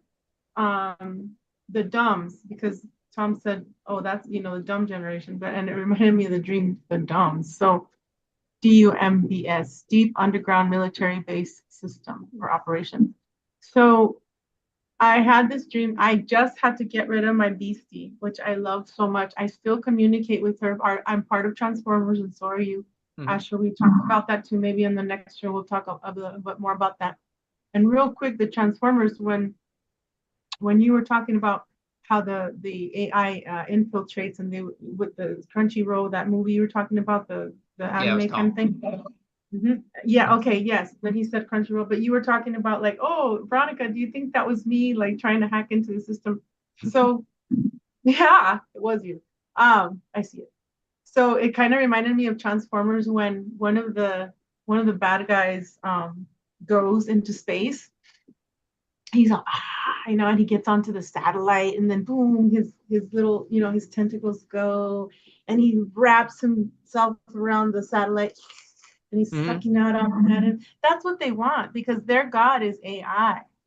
So they've been fighting all these wars, against us in other forms, and we just won't stand for it. So that's why. But real quick, and I'll try and be fast. I'll be fast. So in this dream, I just had it a few days ago, and I'm gonna go back to it when I can in the astral. But I was dreaming that my beastie, my forerunner, was with me, and we had to go because in the month of June, back in the month of June, I needed to do my tags, but I'm like, oh my gosh, I can't fix you anymore, and I kept crying and saying I'm sorry. I kept apologizing. I've had her forever, and I don't want to get rid of her. She's a Gen 3 stick ship, so I had to get rid of her, but I still communicate. And then I said, so what do we have to do? And she's like, oh, well, we're going through a border town, which was going to Mexico, and this it was only one aduanal. I don't know how to say it in English, but I'll just say one officer at the aduana, at the crossing, and then everything turns off. The lights turn off. There was one man there attending, and everything is dark. And I'm like, okay, Beastie stops working. So I'm like, oh my gosh, I'm gonna be late to my PT appointment, and I better go home, I said. So I go home, and she starts working, and then I end up in a third world country where most people have black hair and like kind of like lighter skin and some dark. It's a third world country, and they're saying that they need help. So they're lining up asking for food, government assistance. And then I'm like, I gotta get out of here because I need to go home. So then I got out, and I got into another line trying to get back to the Mexico border. Well, I ended up in these huge tunnels underground, and there was a truck beside me and my forerunner, and I looked at my hand, and I had my weapon. It was a silver weapon. It looked like a magnum, but it was half of that, and it was like a plasma kind of energy weapon. And I'm like, what am I doing with this? They're probably going to take it away from me, I thought, because my vehicle got taken like in automatically, electronically into the system. And I looked at myself, and I had black, like I had like black military uniform with my beanie and my gloves. And then I put my weapon back in my backpack, my workout backpack, right? My gym bag, it was black also. And I'm like, dang, I'm gonna get caught, like, because I'm bringing my weapon. Well, I saw PCSO vehicles, which is Pima County Sheriff's Office. I saw all kinds of vehicles, police, whited out SUVs and trucks. I'm like, what am I doing here? And it was just driving by itself, and then my vehicle turned into the maglev. So now I'm in the maglev, which is the system underground that they have that you can go up to like Mach 4. That's what Max Spears was saying years ago in 2016, but I'm pretty sure they're up to like a Mach 6 now. That's what I see. And I kept looking, and we were going up this mountain after we were underground.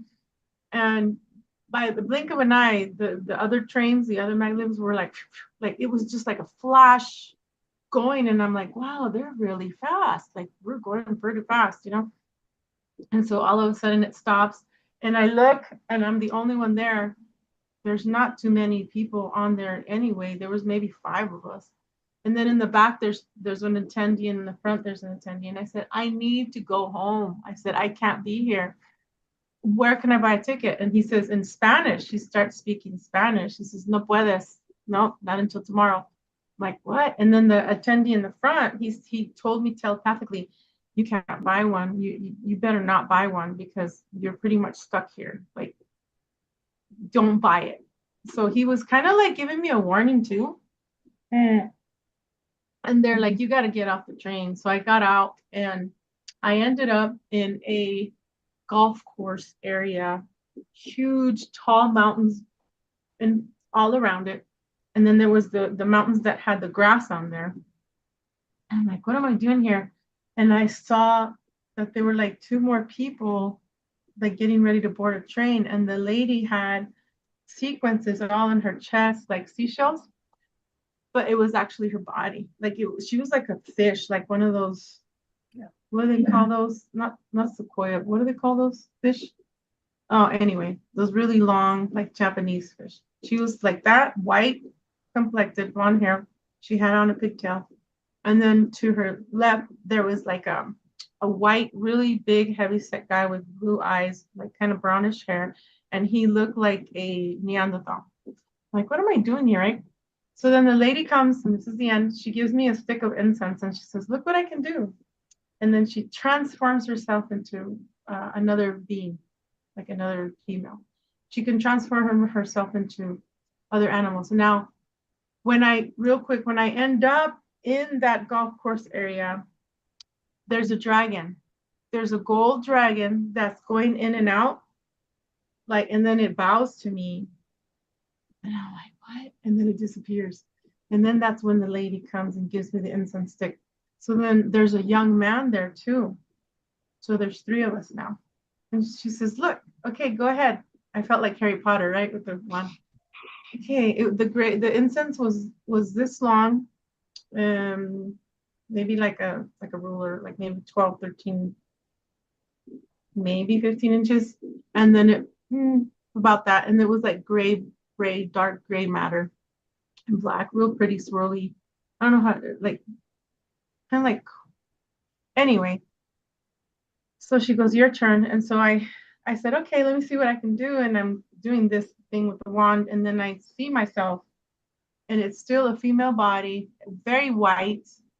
And I have like a kind of like a bikini top or whatever. And then I look at myself, and I still have the V here, the Dracula thing here, but it's like blondish red, like fiery yellowish hair, like in a bun. And then my face is that of a monkey humanoid, but it's not the big, huge features. It's like very human-like. So like Hanuman? Yeah, like that. Hanuman came to me when I got back from Sedona, and I've been staring at a depiction of him, and it, he's got a little bit of a monkey mouth, but it looks very human. Yeah, like him. And then I've had other dreams where I've communicated with, I'm swimming and I come out of the ocean into a pier, and then there's all these monkeys that are they're standing up. They're like human monkeys, humanoids, and they're greeting me, and I'm giving them hugs. So it's kind of like really interesting. So to make a long story short, and we'll end with that, is that I believe that was the Garden of Eden, or a place where we have been there before to create magic. That's what I call the Garden of Eden, and I call it the magical place, because we can create anything there, and we can bring it over here to this biosphere. So when I woke up, I gave my animals a hug, and I told my dog, my German Shepherd, and my cats, I'm like, I think I made you, and I think I created you and brought you here. So I think that's what we did. I think we were able to create the species that we wanted to come to be with us. I don't know. That's just me. And it's very magical. Yeah, and it's underground, and they don't want us to know it's in another dimension, like that here, that we can attune to it. And we're so smart, all of us. We're like star seeds. Everybody that's watching, you're watching here for a reason.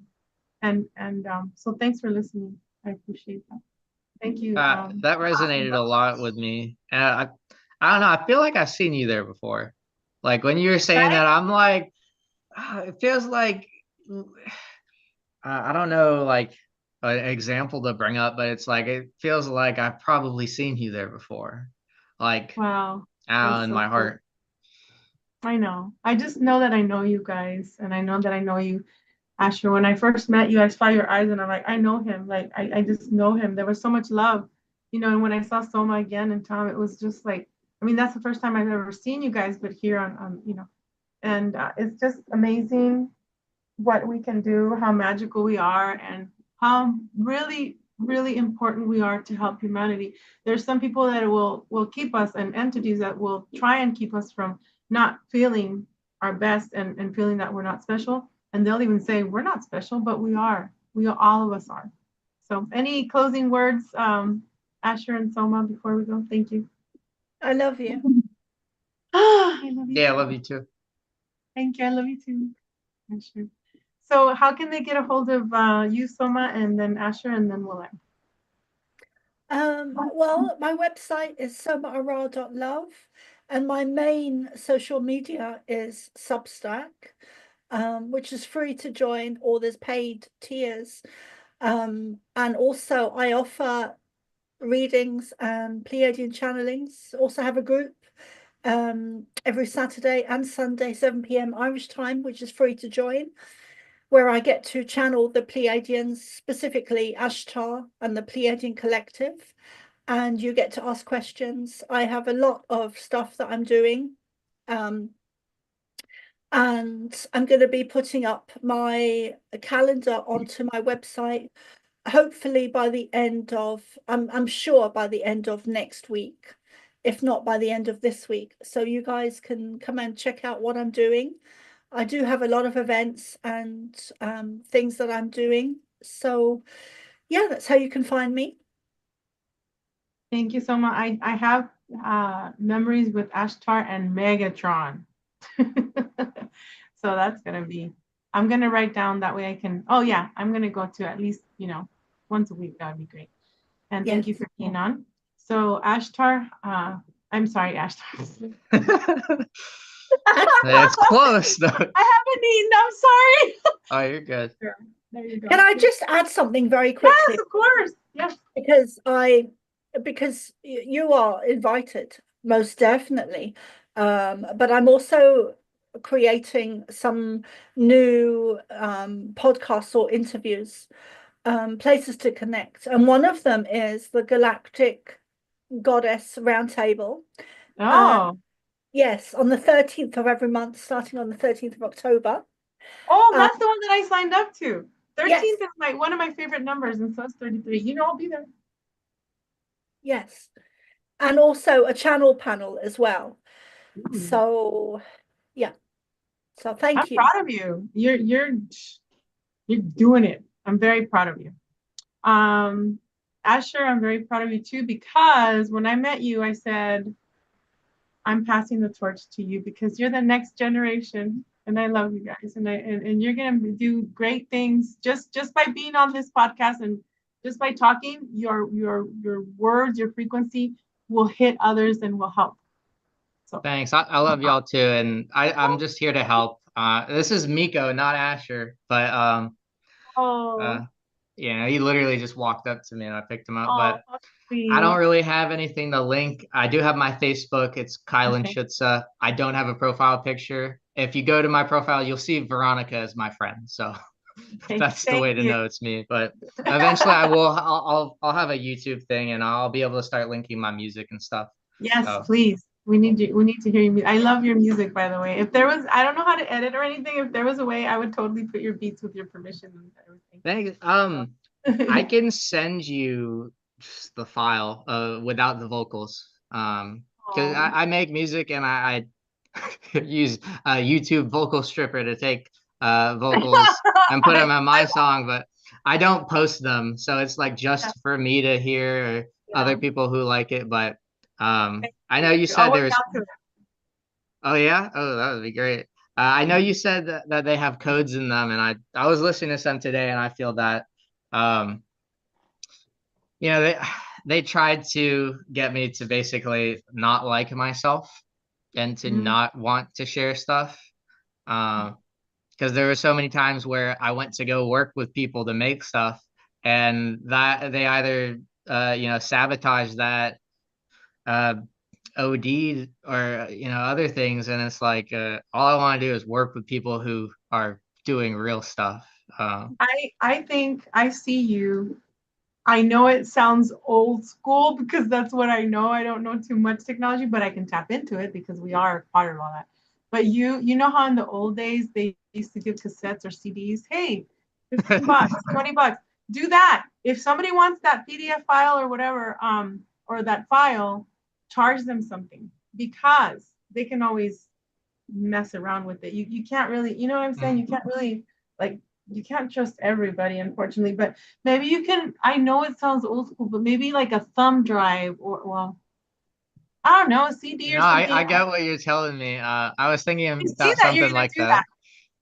Yeah, it feels like when I'm going throughout my day, I feel like I'm literally just pushing current through my body, and whatever songs I'm listening to is kind of like, dictating the energy that's coming out. So I've been trying to watch what I listen to, Yes, because just the subconscious influence things can have. Like yes. Remember that real quick, Dank. Remember or what was it, Dax? Dax, yeah, yeah. Dax. Okay, so I started listening to him, and I didn't know that you knew him, and you listened to him, and then I'm like, oh my gosh, like my whole crystal environment. I was clearing out. Soma, I'll send you one song. Um, he talks about I haven't seen the eyes of God, but I've seen the eyes of the devil. He works with the humans in many levels, and he hates their Mm. metals. And I'm like, holy f! And but I want to add something. We have seen the eyes of God. I see it in you. I see it in Soma and Tom, Hmm. and I see it in my children and That's our what they don't animals. want Okay, people so how? to notice. Right? Exactly. It's a mirror and we're seeing the reflection, and they just don't want to go, that's it. Yeah. So Oh I yeah. love you guys. This is awesome. Okay, let me know when you can be on again, and we'll have you on again. We'll do, yeah. And it was so nice seeing you, Soma. I'm gonna send you an email, okay? Okay, love. And you should come to the groups. Yeah, I just gotta make sure what time. So it's about it's 8 here. I think I'm 3 hours ahead of Tucson. So Yeah, now it's 5:16. What about Five, you, six. Soma? Sorry. it's 1:15 a.m. in the morning here now. Oh my Okay. goodness. And what time are your lives normally? 7 p.m. Irish time. Should be fine to make that. Yeah. Yeah, no, just let me know. I'm gonna send you an email when you reply, let me know, and I'll definitely be there. Okay, great. All right. We'll wear our tiaras or our king. We'll Yes. invite Tom too. Oh yeah. And also, let me just add that if people like yourselves, Veronica, and Tom, if they're well known and they want to disguise themselves, I'm quite happy to do that. Me well known. Just kidding. I'm just grateful to help just activate you guys. I'm not kidding. We're magic. Anyone who comes to my show gets known that. Like when I had this real quick, I had my friend, her name is Adriana de Leisa. I had her on my show 3 years ago, and I said, "You're the next Selena, and you're gonna go to New York." And guess what? She's been to New York, California. She's recording, and it's just so Asher, you're gonna be known. It's just little by little, okay? Kind of like when they told me when Lauren Pritchard Alexis pulled the cards back in the day. I didn't even know who the heck I was, what was I was gonna do in 2016, 2017. She says she pulled the hair out, the little, turtle card, and she's like, "This is you, and you're gonna do it just slowly." And I'm like, man, but I definitely feel that. Asher, you're gonna get it done though. You will. I'm pretty sure that's why I'm alive. So I'm yeah, no, alive. I've always had like a weird thing with authority, and I never saw myself as that. And then all I've been getting for the past like 3, 4 years is like I'm supposed to be in those positions. Yeah, You know, you I definitely do want to help people discover their gifts and go into that. I'm definitely more on the art side, uh, Yes. but I understand a lot of the things that are going on in the world. But I definitely just want to help people connect to themselves and you know, how to actually like bring in your creations from other dimensions in here and the best ways. That's why I asked Tom, you know, what it was like inside for him to create these things. And then he told me about the environment that he had. And, you know, I think some people need to be in cocoons for a little bit. And, you know, I definitely felt I want to rush to the butterfly stage. And it's like, I won't You have a can't. wing if I rush that. Won't be able to do those things if it's rushed. You'll be a one wig butterfly. Yeah, yeah, I'll limp fly. Yeah. So incenses, an incense stick, you can talk to it. Water, you can talk to it and tell it what you want. Wood, oh, I love incense. I got white sage, sage citrus, patchouli. Oh, your crystals. Yes, Mama. It's beautiful. I love it. I have a shungite pyramid. Anything sentient, wood. Okay, I have a piece of wood here. Water, even a cracker, because it's made, you know, it has sentient, it's gonna help your cells, right? It's sentient, it knows where to go. Okay.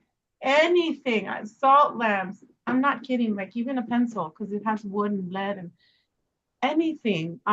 You don't have to go to freaking Tibet, which I would love to. That's one of my goals, is to go to India, or you know, to study with the monks at least for 1 week or 1 day. But you are your own Swami guru. You don't have to go to places. You know what I'm saying? We know what to do. Your DNA, your subconscious knows. So speak to your subconscious every night and say, help me to remember one question at a time. Because remember, these beings are also working with the AI. So they sometimes they're like, what? I can't think too much. So what you have to ask them one at a time. Not that they're dumb. No, I'm not saying that. It's just with one question, there's like a tree branch and trees of answers. You know what I'm saying? Okay, yeah. Well, I better go. Love you guys. Thank you for being on. Oh, you too. Talk to y'all later. Love you too. Bye. Be well. And congratulations. Yay. Congratulations. Bye.